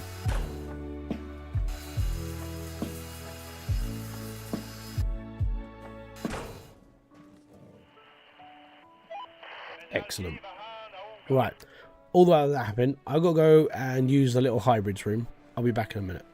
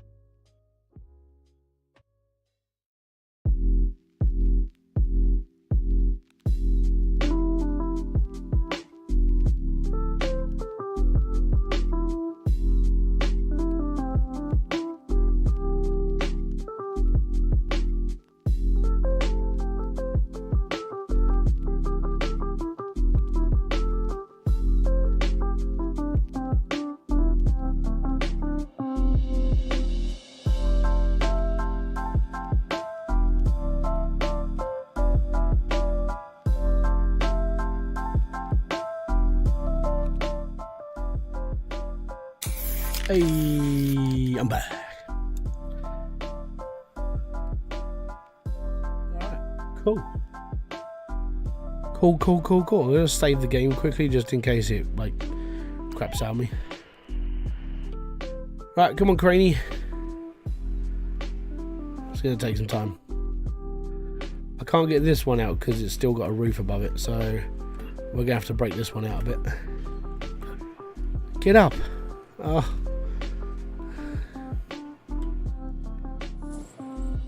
Bye-bye.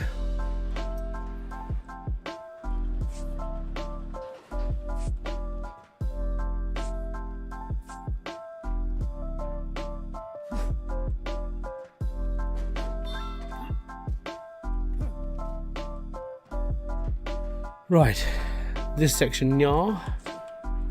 So from here,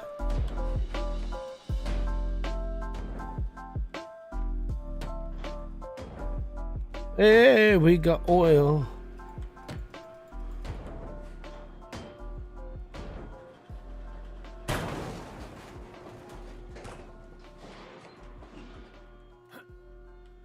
Oh, tequila. It makes me happy.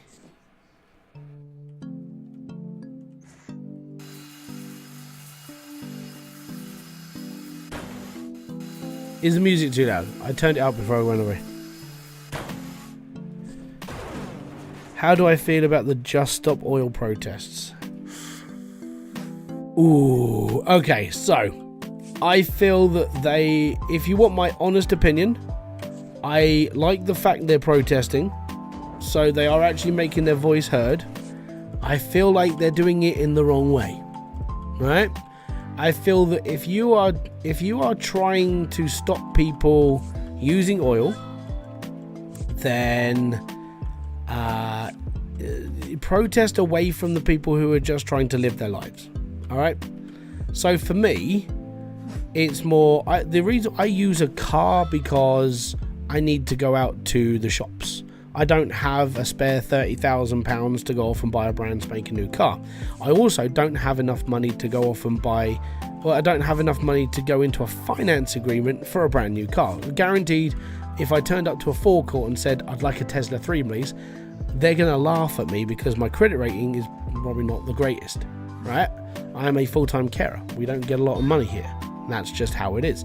So, when it comes to Just Stop Oil, annoying people and potentially killing people because of their protest, because if you're stopping an ambulance getting to where it needs to be to try and save someone's life, they've even said, well, unfortunately, that might happen.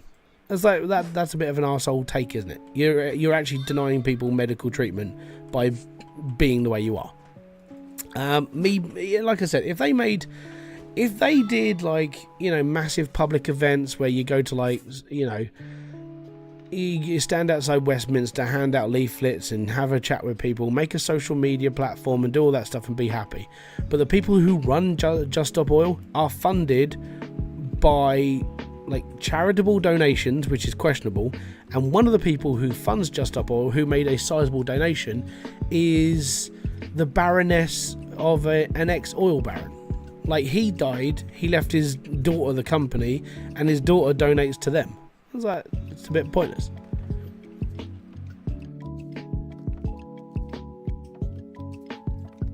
I can't remember her name. I think it's Getty, her last name. Yeah, because her father sold off Getty Oil to, like, Shell for billions. But the way they protest, I feel, is not in the public don't really want to get stuck in a traffic jam with them guys, because they know that they're going to be driving at 2 miles an hour. And that's just how it is. The downside to driving at 2 miles an hour is that all those cars that are stuck behind them are pouring out more emissions into the atmosphere, and they're not going anywhere. They're just sitting there, idling their cars a lot of the time, and hoping to get to work before they get fired. And I think this is where it starts to get annoying for your average person. Your average person who's stuck in a protest with them guys, all they want to do is live their life. They just want to go off to work, get paid, go home, eat a kebab, sit in front of the TV and watch EastEnders with a pint or a milkshake, whichever comes first.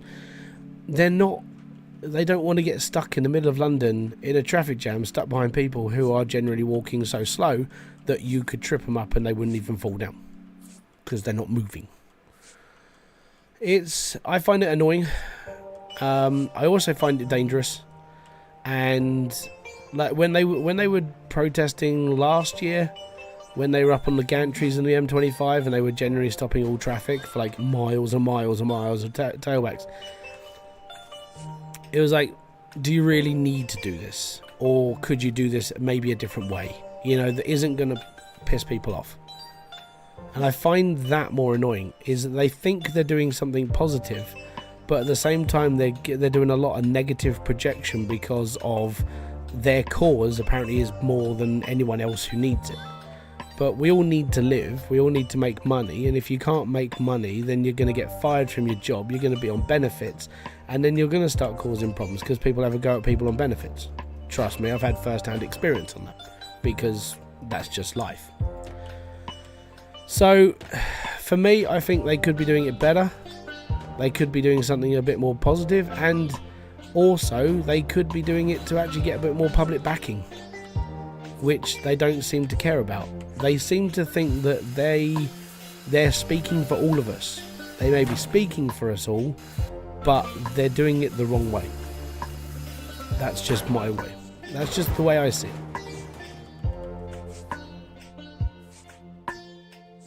And hell, yeah, I would drive an electric car if I could get one, and if it could do like 400 miles to a charge, I'd be alright with that. But electric cars at the moment are just coming up to that point where they're looking more of a don't get one. You're gonna have to soon, because all petrol engines are being stopped production in 2030. So we've only got a couple of years left of ICE engines, and then you're down to just maintenance. If you can keep them running, it's all good. Downside is that it'll be like 4-star fuel. Fuel will just get so expensive you can't afford to run your car. So you'll have to convert to electric. And that's the problem.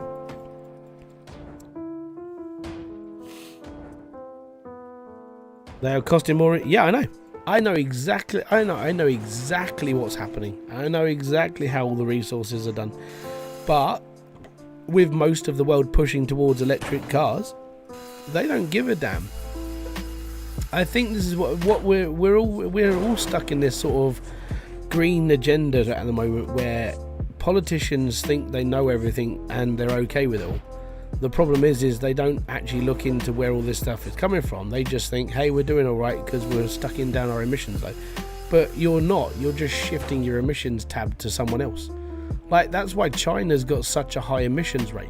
And the reason why is because everything gets made in China. So where are all the factories? They're in China. Where's all the pollution? In China.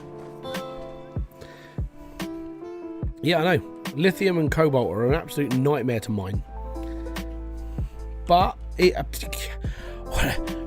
what are we supposed to say? We don't know. We don't know nothing, Jon Snow. Yeah, I get it. Don't worry. Oh, and that wall's in the way as well. Fantastic.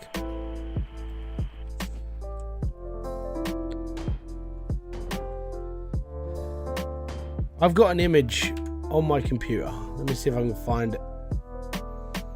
Oh no, because it would have been all shuffled around now because I'm using the main desktop. I've got an image on basically what makes up a pack of a barrel of oil. Where does it all go? And even if you stopped oil production, like the one thing I have to get, I use as an example, because you see a lot of these like protesters have got like different coloured hair. Some of them wear glasses. They've got like partly plastic clothing on and all that stuff. And you're sitting there going, so where are you going to get your glasses from? Where are you going to get your accessories from? I guarantee your phone was made of plastic, which means it's a byproduct of oil. Yeah, I've been down this road with a few of the protesters. Can't use electric in the far north where I'm at minus 35 in winter electric. Yeah, exactly. And it's another argument that we've put across. There have been a couple of electric cars that do get started in minus 20, but they're not cheap, you know. But again, if you speak about this sort of stuff, you're deemed as somebody who's not caring for the environment and so on, you know.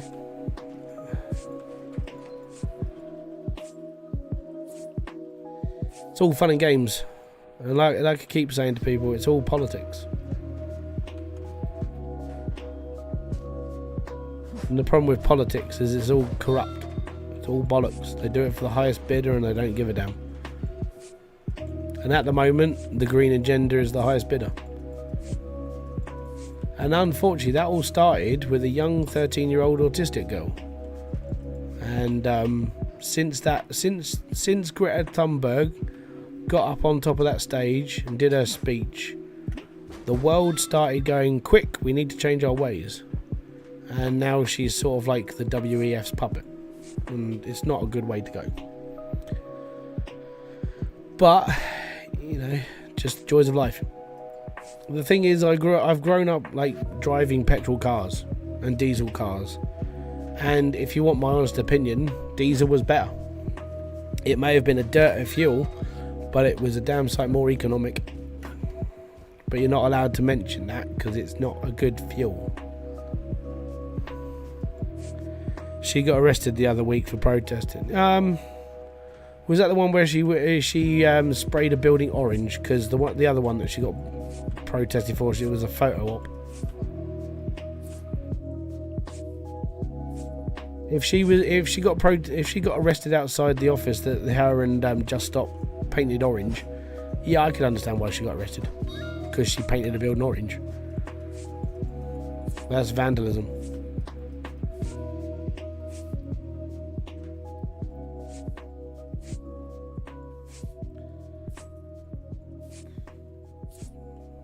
Again, like spraying buildings orange or spraying places orange, it's just not the way you should be protesting.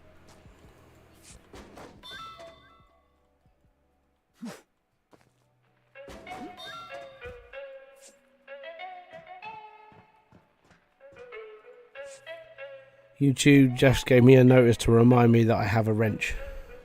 Yes, you are a mod. Even though, I mean, I think since the great bot apocalypse of 2022, 2023, it hasn't really been that busy, which has been quite nice. Because that was a bit of a nightmare time. That's why quite a few people got made mods on this channel, because it's like I was getting like 140 bots a night sort of thing. It was really annoying. Right, so I need this out of here, which means I've just got to cut a hole. Well, I say cut a hole. I'm going to break a hole. Don't jinx it. Nah, I've got to be brutally honest, that they've sort of fixed it since. Like, the bot apocalypse was a nightmare. But after a certain point, it all just sort of stopped, which was quite cool. So I'm alright with that. YouTube did what they did. Diesel's pretty, but yeah, because it doesn't freeze. Diesel's a good fuel to have if you're in a rural location. Like where I live, it's like when I had a diesel car, it was good, because if it did get like cold, fuel didn't freeze or we didn't have problems, and the car would mainly start first time, no issues.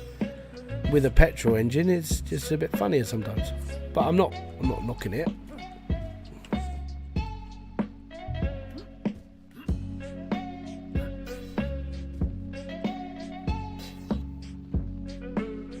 But it will gel. Yeah. If left long enough.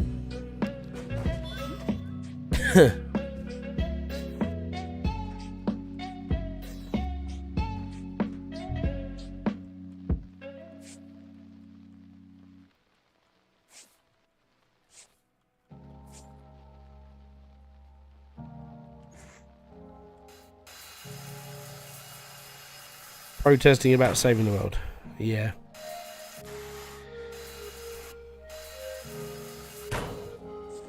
The thing that annoys me about vegans, like, I don't, you know, if you're going to choose to eat vegetables, I haven't got a problem with it. I haven't got a problem if you're trying to do that. The one thing that annoys me about them is when they make, like fake food. When they say, hey, I just ate this sun-fried chicken that's a mushroom. It's not sun-fried chicken, it's a mushroom. And I keep getting, like, I think it's just because I keep leaving comments on these things. I got like suggested a channel on Facebook, and it was this person who cooks for vegans. I said, I don't care, it's fine. If you're a vegan, you're a vegan. If you're a meat eater, you're a meat eater. That's fine. You know, you do you. Doesn't affect me in the slightest. What affects me is the preaching. I'm not a big fan of people preaching at me for like anything. I don't like it. And when they're like, hey, I've just, you know, this is southern fried chicken, what you'll need is a portobello mushroom, this, that, and the other. And I'm like, that's not chicken. Like, just call it a deep fried mushroom. Don't think it's good if you're going to call it a fake meat, because you're still trying to have that psychology in your head that it's meat. It's not. It's a mushroom. The question is, how do you this mushroom taste like chicken? Well, not in fairness, chicken doesn't really taste like anything.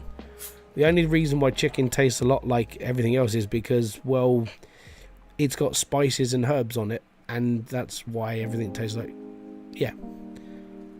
Have you seen vegan water? You're shitting me, right?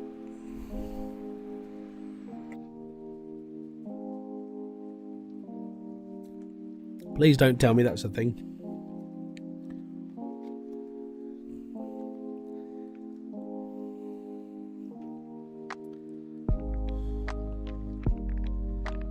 It's a real thing. How the fuck can you have vegan water? Water is vegan. You don't flipping siphon it out of a human being. Or do you just pull on the balls and it comes out of someone's willy? Hello, it's vegan. It's not vegan water because it comes out of a human. Vegan water comes out of the ground. Oh shit, Sherlock. Where else does water bloody come from? Someone needs a slap. Honestly. Just clapping around the head. They take water, filter it, and add togu and some really odd stuff. So it's processed water. That defeats the object. Oh, this planet needs a slap. Really does. Well, at least I've got another thing to hate.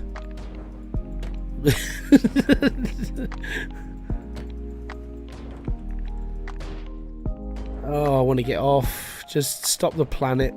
Here's the thing. Set me up on the moon in a little base with enough food and stuff to survive on. I'll broadcast my streams from the moon, and I'll be fine. I don't want to be here anymore.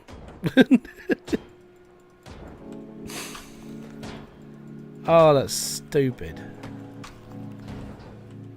What's next? Organic urine, just in case you're not happy with your own.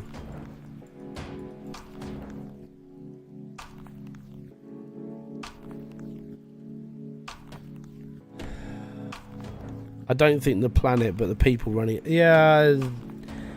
Yeah. Well, I don't get to have this conversation much because I tried to have this conversation with my brother about like the way things are worked in this world, and he's not a very sort of talkative person when it comes to this sort of thing, because if it doesn't bother him, he doesn't really care. And yeah, so I get a bit heated with him sometimes because he doesn't really pay attention to what's going on in the world. So that's up to him. But it's yeah, I don't get to talk about, I don't get to voice my opinion to him a lot. If you do the moon, take Boris and Greta with you. Nah, smeg off, they can stay here. I don't want them. But I will leave. I'll have a little segregated community up there, so it's all right.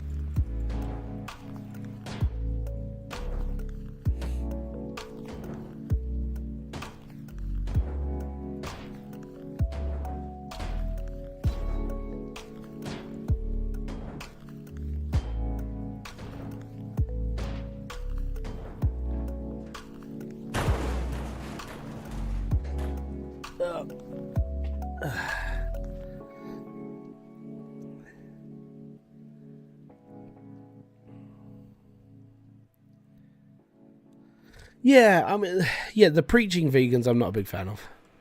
Like, and the ones that go around, I mean, there's that Joey, I can't remember his fucking last name, but he's a Joey something. He used to be like, he actually physically used to be like a gangster, where he would like mob people and stuff. And he's a vegan now. And he's the guy that goes around, I mean, you might not have heard of him because you're not English. And this guy goes around with like little billboards, and he pulls people up on the streets, and he'll show a video of like a pig getting slaughtered, which is in itself, it's not exactly the thing that you really want to be just showing off around the street. Hey, check out my new video on my phone, it's a pig getting it's like, you know, throat slit. But he goes around to people just randomly on the streets, and he starts preaching like, "Oh yeah, well, you know, do you eat this? Well, you know, you're actively like encouraging people to carry on sacrificing animals for your great." I'm like, I don't care. I want a bacon sandwich now. I would be the worst person to if he interviewed me. I just wouldn't give a damn. I'd be like, yeah, okay, animal's gonna die, but that's, you know, survival of the fittest.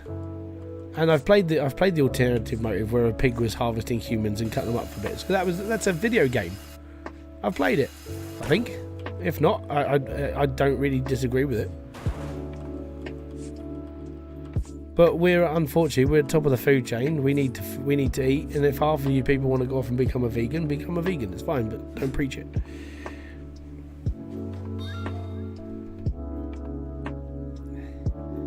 People are saying that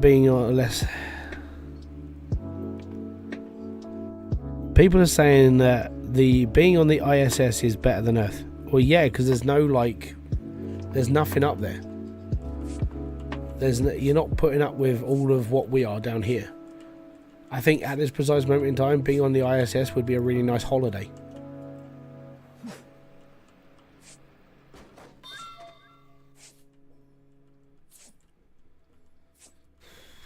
Floating around, doing bits and pieces.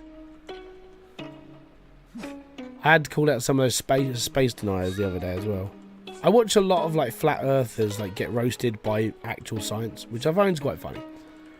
And it was that basically there was an astronaut on this video on Facebook who was showing how she washes her hair, because obviously on the ISS water doesn't really have a level or a surface, it just bobbles around. And the amount of people on there go, well, this is really good special effects, blah blah. It's like, oh, okay, so which flat earthers do you subscribe to? Is it Eric DeBay, Mark Sargent, or are you a Nathan Oakley fan? you know, that sort of thing. And I know that the worst part is I know most of their names because I watch anti-flat earth stuff. One of my favourite people is Muktoon, just because he actively interviews flat earthers and he debates them properly debates. Doesn't argue with them, well, he sort of does, but he doesn't get really arsey about it unless they're just proper naive. But he has a proper debate with them, like a proper sit-down chat, no raised voices from him, that sort of thing. It actually makes me sad with the amount of dumb people that I have. Actually, yeah. If you're sad about it, go and watch a flat earther. You'll then realise actually there's not that many special people in the world, but they all believe in the bog standard crap. It's quite funny.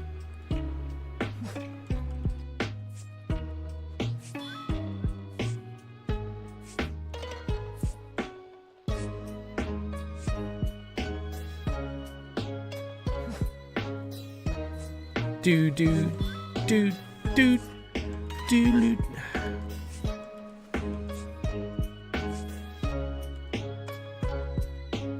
The thing is I'm up to like debate. I don't really want to debate people, but I don't mind hearing other people's opinions, as long as it's not preachy, you know. Makes sense if at some point in the future Idiocracy and become a documentary. There's a film called Idiocracy. That's where the fashion, the croc came from. It's a film.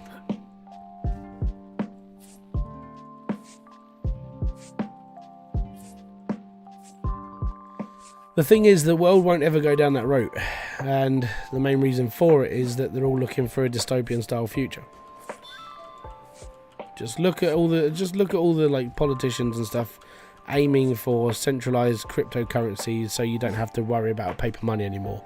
Or what was the one that's like getting everybody scared at the moment is, in order for you to buy a copy of like future titles like GTA 6 and stuff, facial recognition will be done, so you have to buy it like that.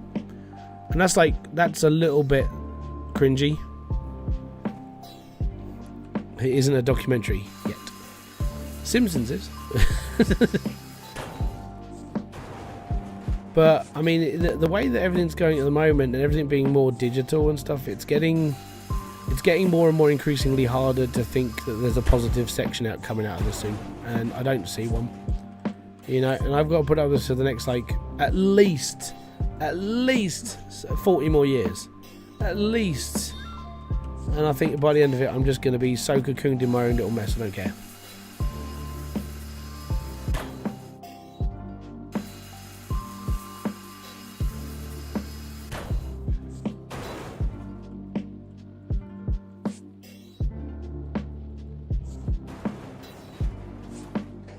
Do do do do do do do.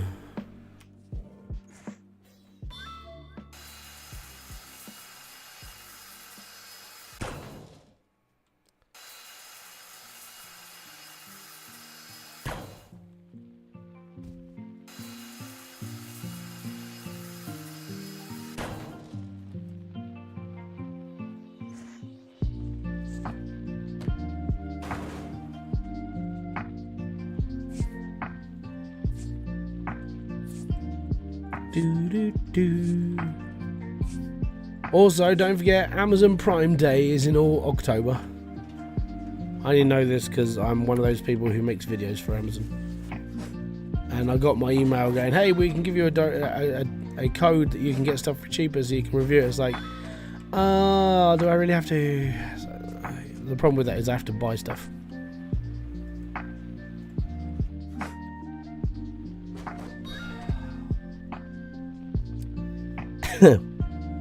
I've heard the director talk about when they were filming the fart movie scenes, they don't have to direct the audience at all. They generally thought it was funny. Yeah, I would say that's a positive thing. It means people still have a sense of humour.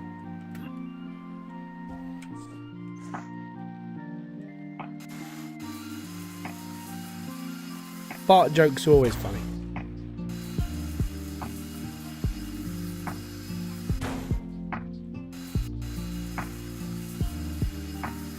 Right, this will be some of the last stuff I have to do along this bit here, and then we're all into the main cabin area.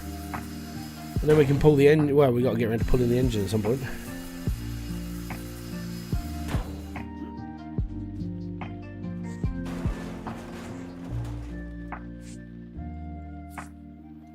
Prime Day was last. Yeah, well, there's another one.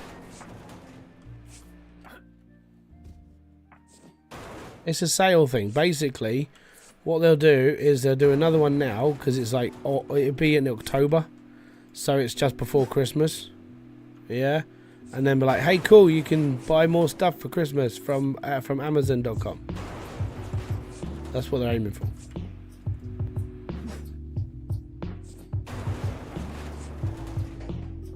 Right, that's the back end.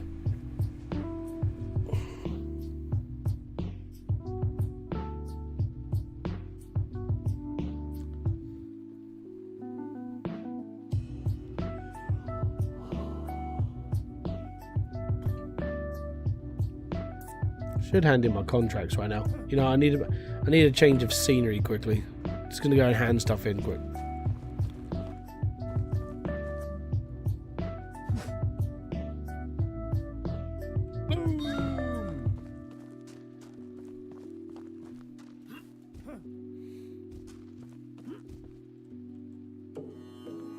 Right, what bow am I? I'm doing this one. Contracts. Claim. Yeah. Claim. Yeah. Claim. 150 doll hairs. Hell yeah. Speaking of gators, did you know a gator will chase a laser like a cat? No, I didn't know that, but it's all good. Hi everybody, how you liking the game Hybrid? Can't wait for the game to be available to us peasants to buy. Dude, I gotta be honest, there's a lot more in it, which makes you go, there's a lot more to do. It's alright, it's not bad, it's just, I would say that they've made it, or they or he, I'm not sure how many people are working on this game, but whoever makes it, they've made it so you spend a lot more time doing one thing. A lot more time.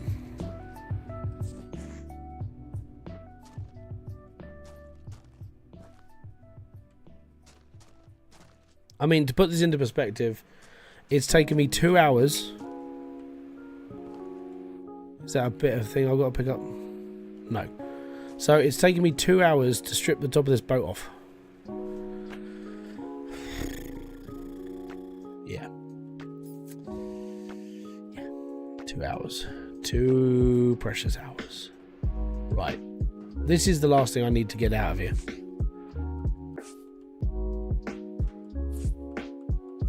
I like boring, repetitive games. Oh, you're alright, listen. It's fine.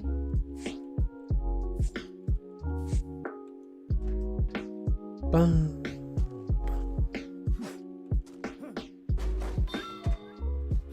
Eh.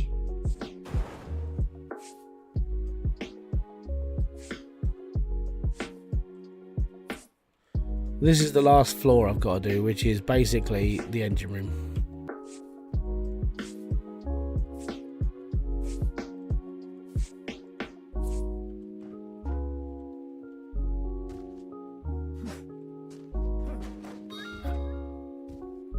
Tink, that is everything. Right.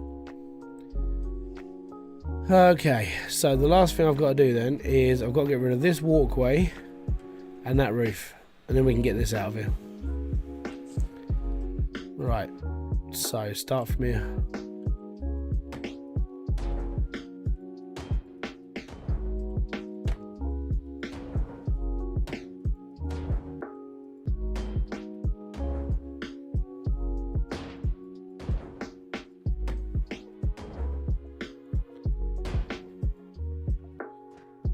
Yep, the truck is a TARDIS. It can hold a lot of scrap. Generally quite concerning. Oh crud, that took out a bit more than I was expecting.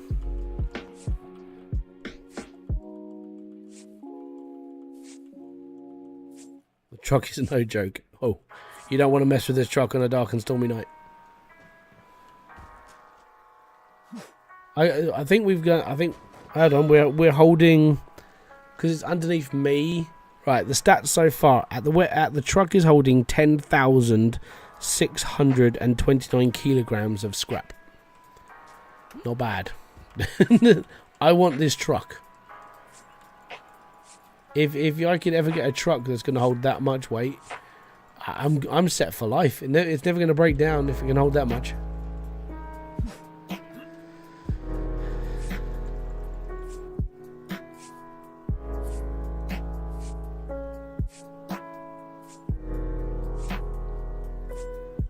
So 2 hours in. So guys, I know this is it's shill time.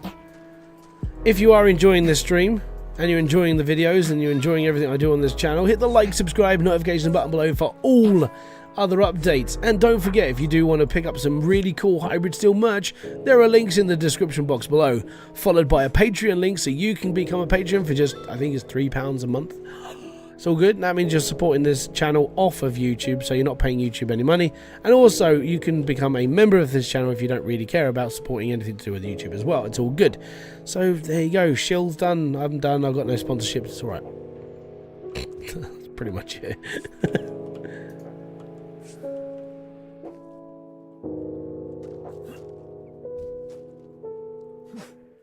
Right, now I've got to take out that roof.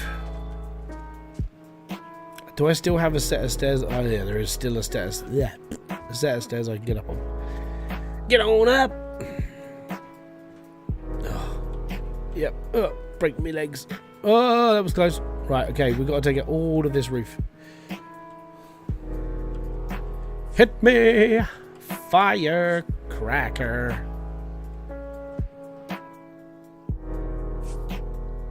Do.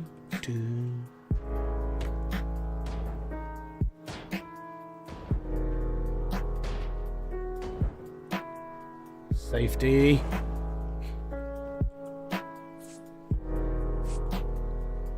Oh, so much stuff.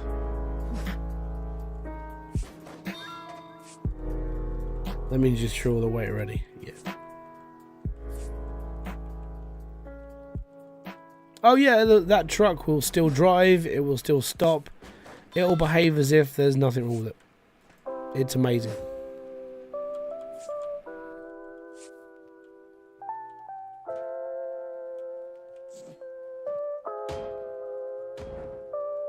Oh, I just got a cold breeze up my leg.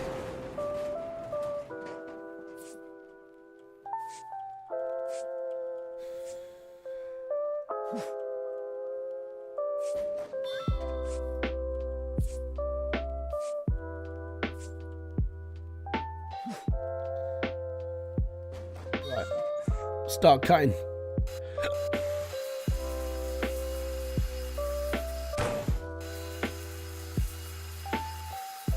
I'd hate to think how long the other ones are going to take me. Like the oil tankers might take me a good 8 hours to do. That might just be a really, really long live stream. What are you doing? Oh, I'm still cutting stuff. Oh, kill me now.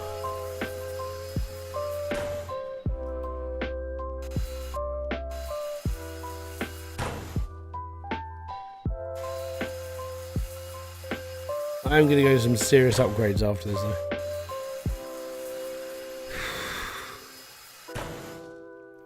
With a throw like that, you should be a professional athlete, not a scrapper. Yeah, dude, he should be on a baseball team or something, or American football. Just look how far he can throw the ball. I mean, he wouldn't even need other players. He could just throw touchdowns, or he could just throw field goals. Don't even have to kick it.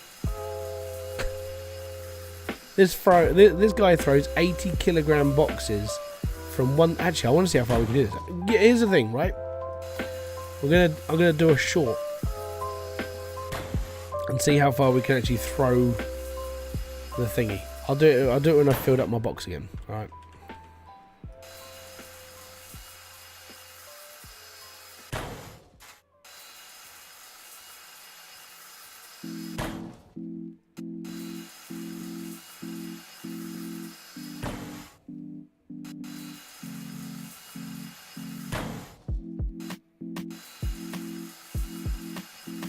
It's a long way to Tipperary.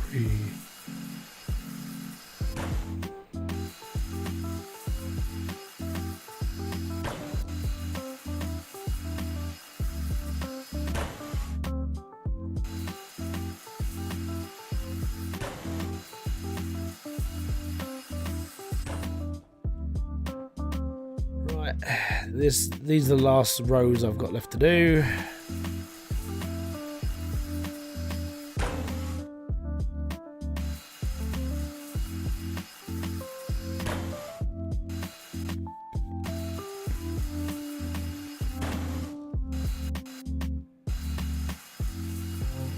What did you do? Hold on. Oh. I don't know what I'm scanning. Oh, does it let me do stuff? Oh, okay, it tells me what's around. Oh, okay.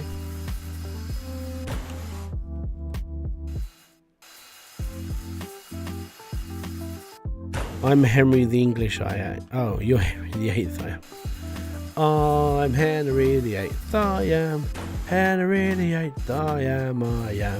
I was married to the widow next door. She'd been boned 7 times before.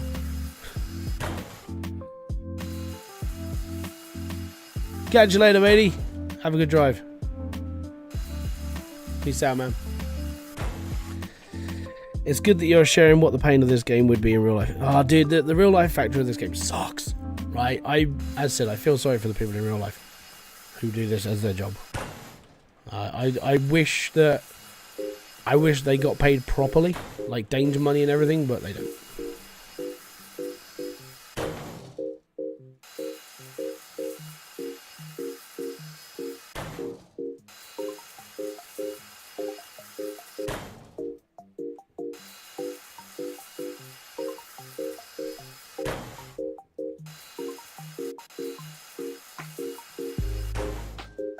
If there was one thing that I know that sounds like, I'm always saying, so if I was a bigger YouTuber, if I had loads more money, blah blah blah, one thing that I would look into would be, is there a charity that helps out people who do this as a real job, like if they get injured? Because those people sacrifice their lives and their limbs literally just to break down a bloody boat, and there's no danger money for them, there's nothing for them, and it sucks. Like, the interview that I watched, there was a guy and he's like, he said, how do you feel like when a new boat comes down? He goes, I'm happy because I get to go to work. It's like, dude, you could just be crushed by a chimney or something, you know. It's not the greatest of living right now. So I really do feel for them. I really do. Life sucks when it comes to that, their job and the amount of money they don't get paid. And some of them start working at like the age of 9. And that's really bad.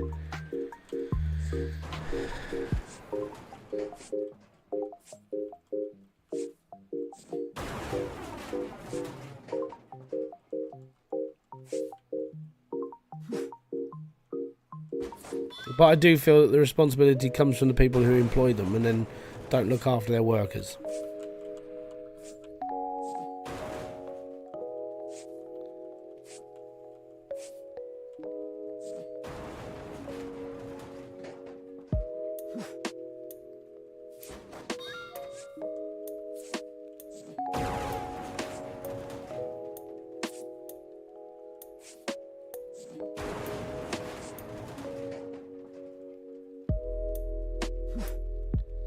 Oh, I need to upgrade the amount of things I can hold. Like, carrying 80 kilos sounds like a lot until you're picking up iron like this, and there's just so much of it. There you go, we're now full again.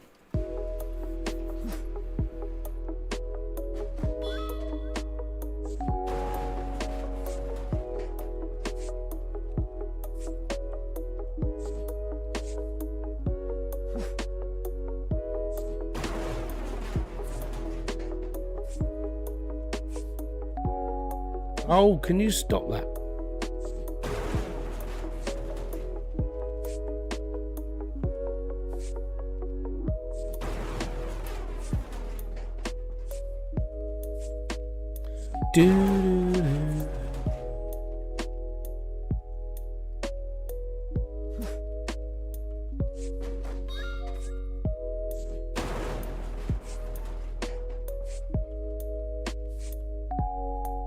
No! Oh, I don't like the fact that throw button and hit button are the same thing.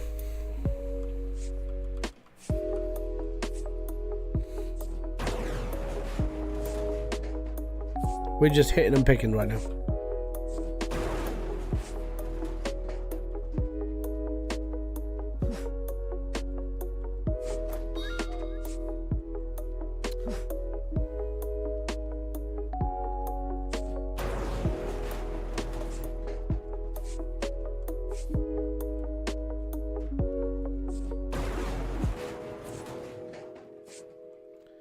Nearly done with this bit. I mean, as soon as I get the engine out, it all becomes a little bit easier to deal with, because everything else can just be dismantled like straight away. The problem with what this is right now is that you've got a floor above it, and if you demolish everything with everything still attached, you can destroy things. I did that in the demo. I took something apart and it destroyed quite a lot of the stuff, and it killed quite a lot of what else was around. I was like, yeah, I just destroyed all the stuff that was going to make me lots of money.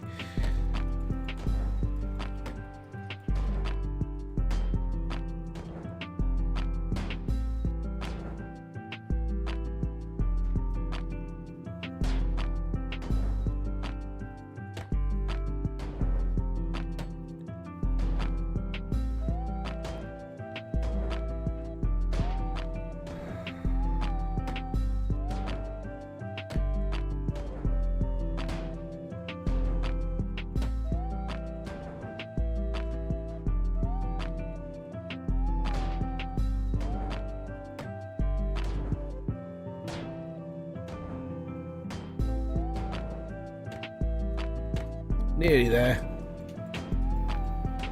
There we go. Right.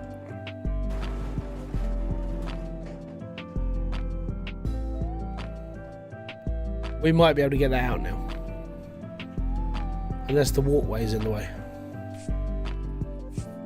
I'll give it a go in a sec. We'll detach it from the floor and then we'll see if we can actually take it. If we can, we will. If we can't, that means I'm knocking more stuff out.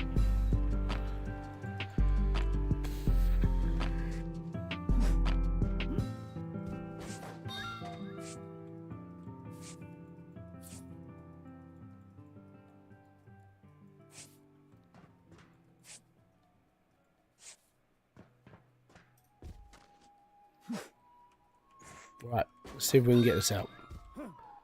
I mean, it looks like this might cause a problem because it's like overlapping in here. Oh, it's a blowtorch.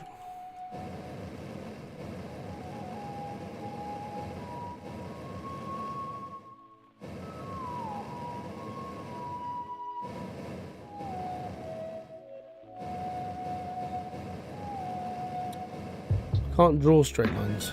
Not with this. Hey!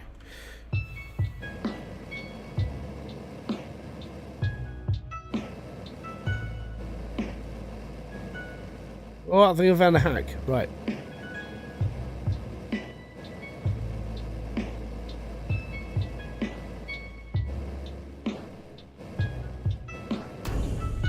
Hey!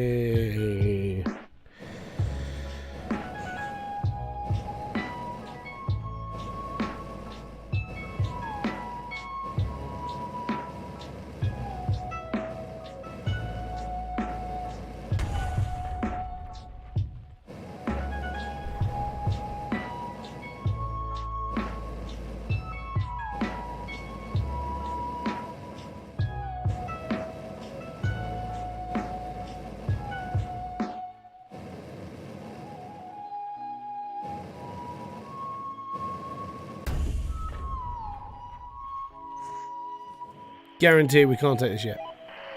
Yeah.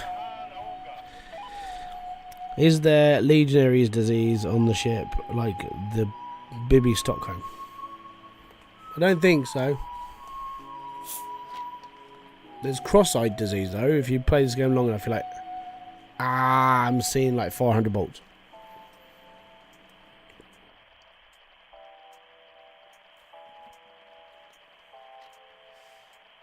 Oh yeah, I want to go and see how far I can throw a packet of stuff.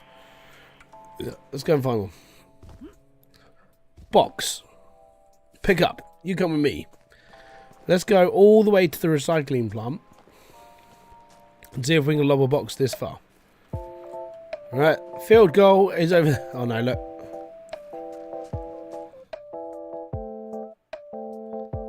Okay, so we are limited by how far we can throw this.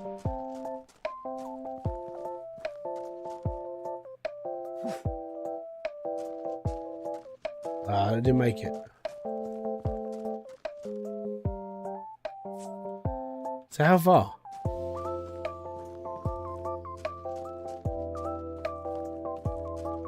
Okay, I would say that's like outfield to first base from all the way from right field. I could throw that far, not with 80 kilos worth of stuff, mind you, but I could throw a baseball that far. Right, we got to take out this bit above me. Here we go.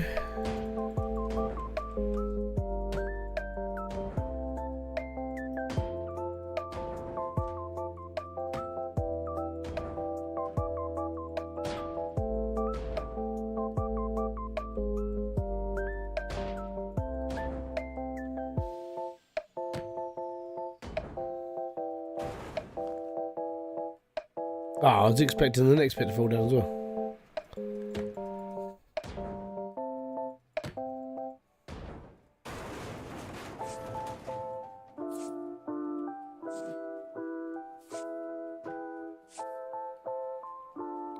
Right, we've got to cut through this bit now.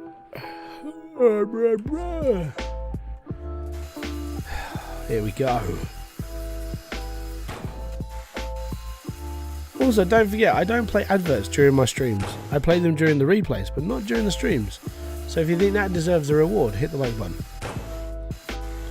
I don't put you guys through adverts.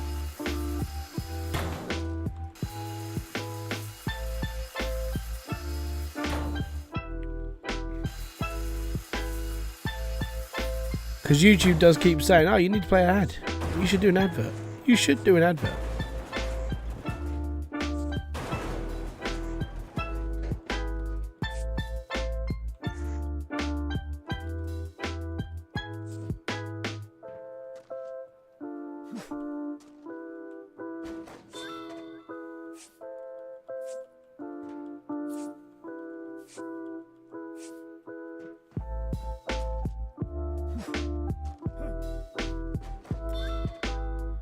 Right, next part.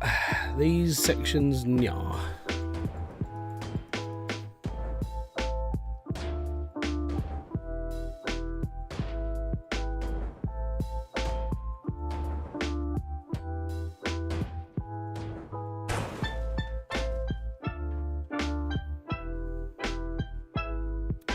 Apparently that is a thing.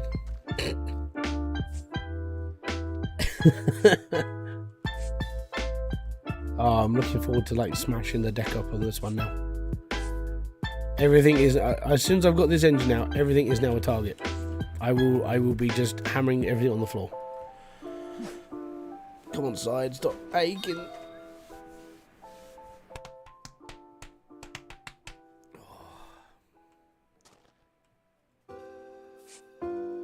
Gotta be honest, I had a big dinner. Now I'm regretting it.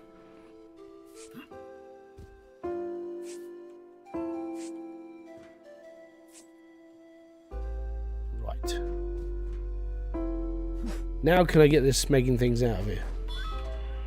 Yes, we can. The last big section, and then we're done. And then all I've got to do is just ruin the rest of this boat. Come on, Craney. You got this, Mr. Smiles.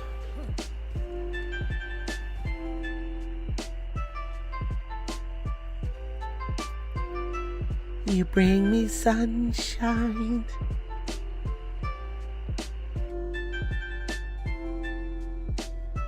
Go!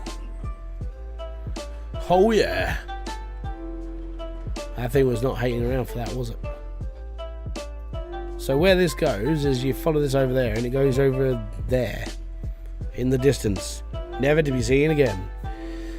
I had KFC because our power went out before our pie was done. Oh, that sucks.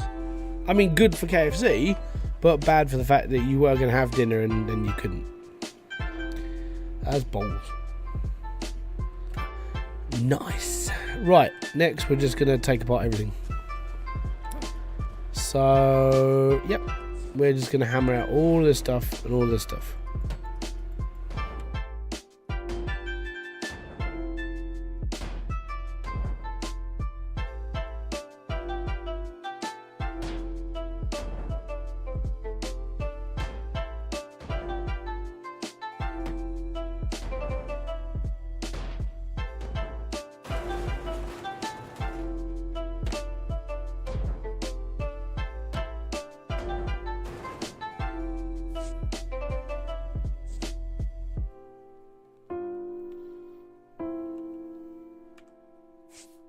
You ordered KFC today and only got half your order. Hate that.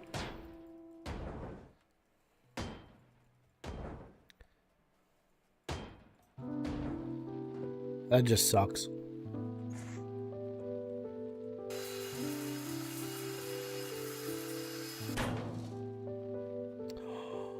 Have I got to burn stuff up on that floor?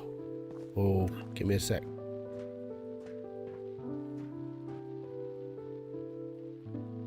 Have I got to burn stuff up here? I know I've got to do the joins, but I didn't think there was anything this high up on the deck. I don't think so. We should be right. I got my refund and I'm still hungry. Oh, yeah. Quick, Just Eat or whatever's around for you for delivery.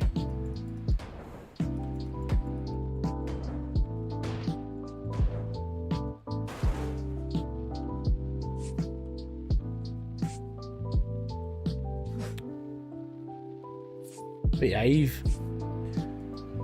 No! Oh, that's annoying me.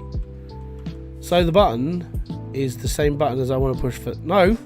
Look, donut. Pick up the box. Hit that.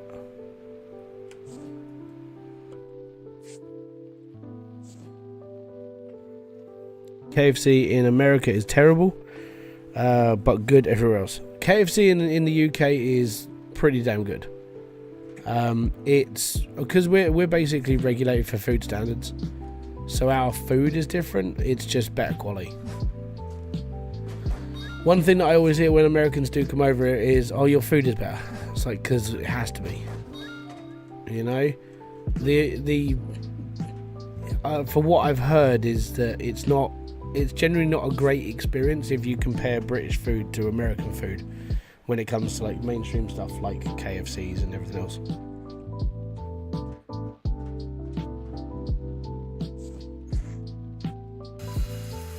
I am envious of American KFC with like biscuit though, because they're not biscuits. They look like scones. They look quite nice. We don't have those in the UK. If you want a scone, you go to a shop and buy a scone. So that's what it looks like, at least. It looks like a cake.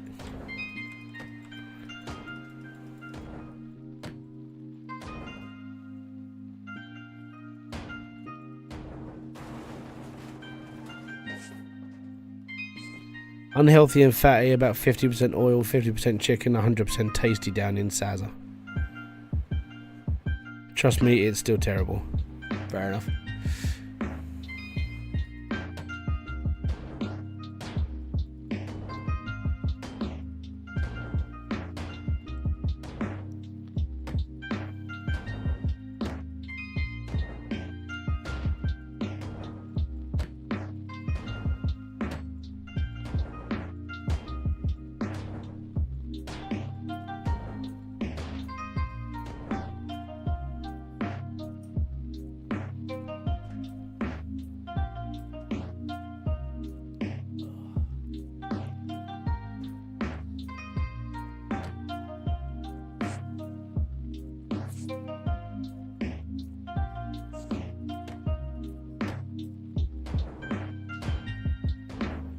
KFC chips are rank. I agree.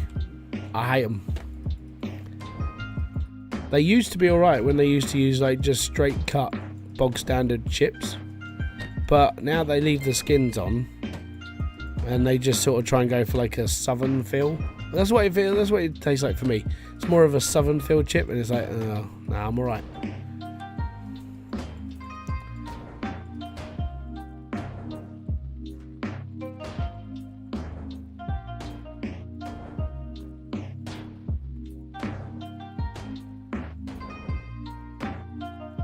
Is the reason why when I go to KFC I always buy a bucket for one, so a couple of pieces of chicken, a couple of hot wings, and then I order a small popcorn as well, because then I eat the small popcorn instead of the chips, so I don't like the chips.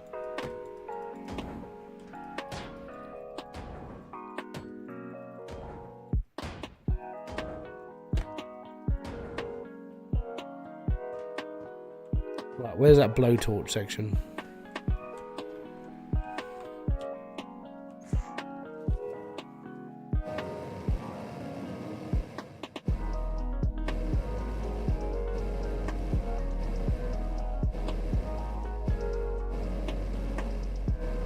You love McDonald's chips.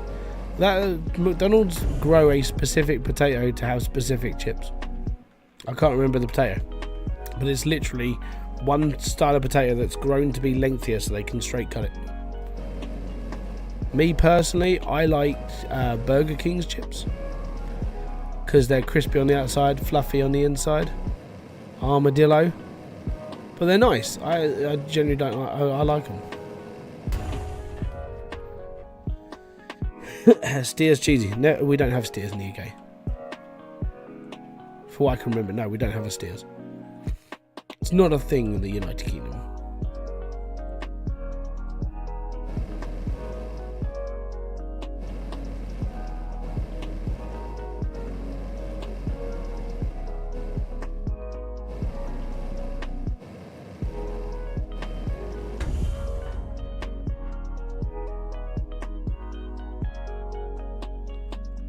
Burger King better all round? No.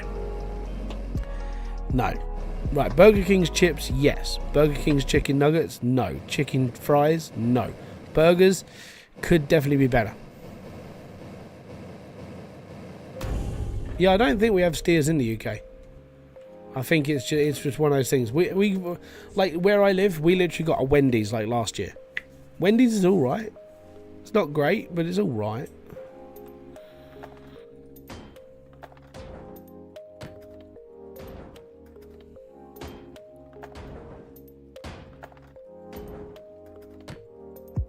And we got a Taco Bell as well, but I'm never going in there. I'm not a real big fan of tacos.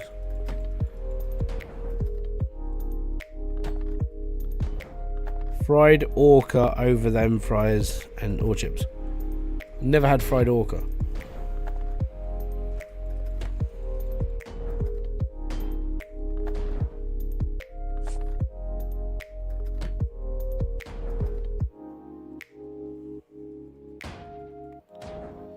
I like it in and out because the potatoes is literally cut in front of you and only good fresh.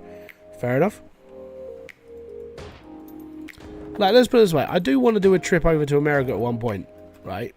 Just because at the end of the day, I want to do a couple of things. Kerry wanted to do a couple of things and so on.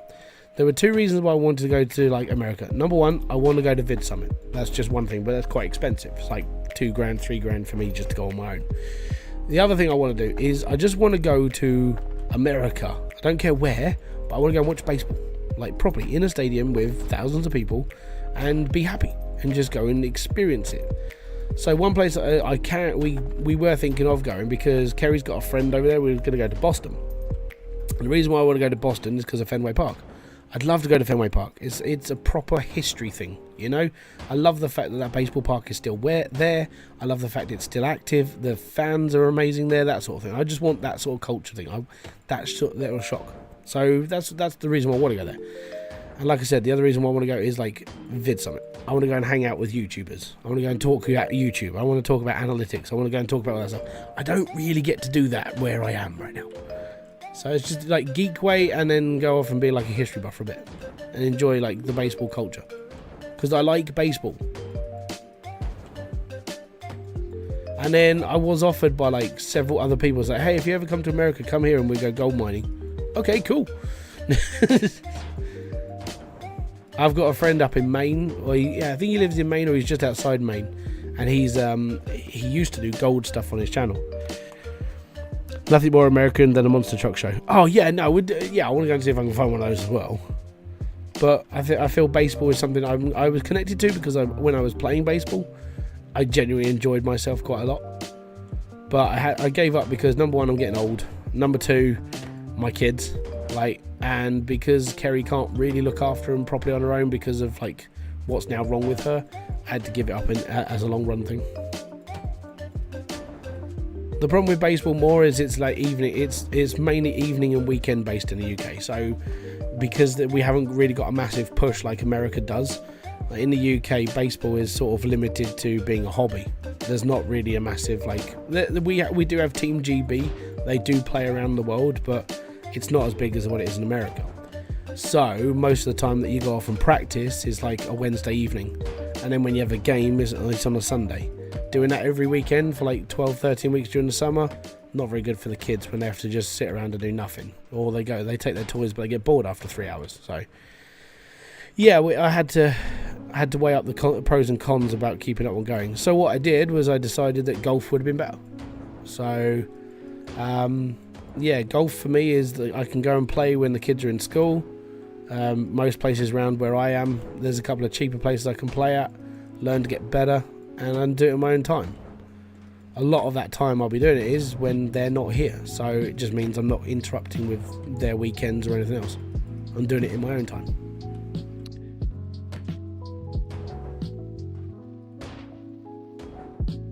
Also, the plus side of being out like Boston way is that I could probably get like a short flight over to Pennsylvania, because that's where Midnight Madness comes from. Charlie's one of my mates on YouTube, basically. So I'd love to go and chat with him, you know, see how he is, and actually sort of like get to sort of see how he lives. Because for me, I mean, he's a trucker. He does tough truck racing. I'd love to just go and see what he does. Tough trucks is one of the things I actually really enjoy watching. I watch his channel. So yeah, I'm one of those people.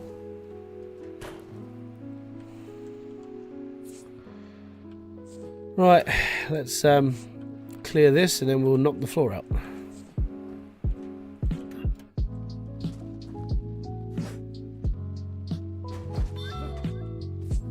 But yeah, I've got reasons to go to America. It'd just be nice just to get out there once at least. I know that it's not massively expensive, but when you take a family of 4 with you, it gets a bit more expensive.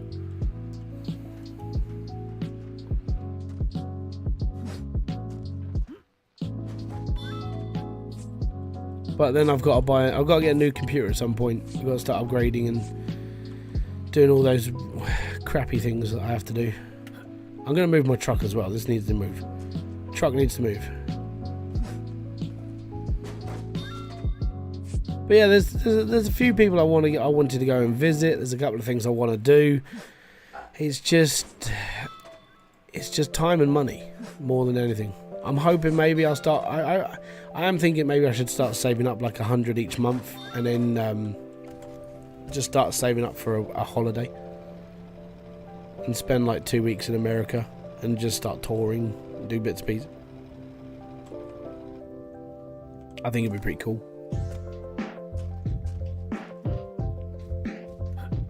So now I could pop down and see RPM Nexus or Matt. I could go and see him.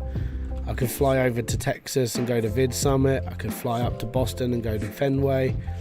I could go to Vegas and waste $1,000 in a casino. You know, just all the little things I want to do. And just bucket list America for a bit, you know? I know it sounds weird, but these are all the little things I want to do in my life.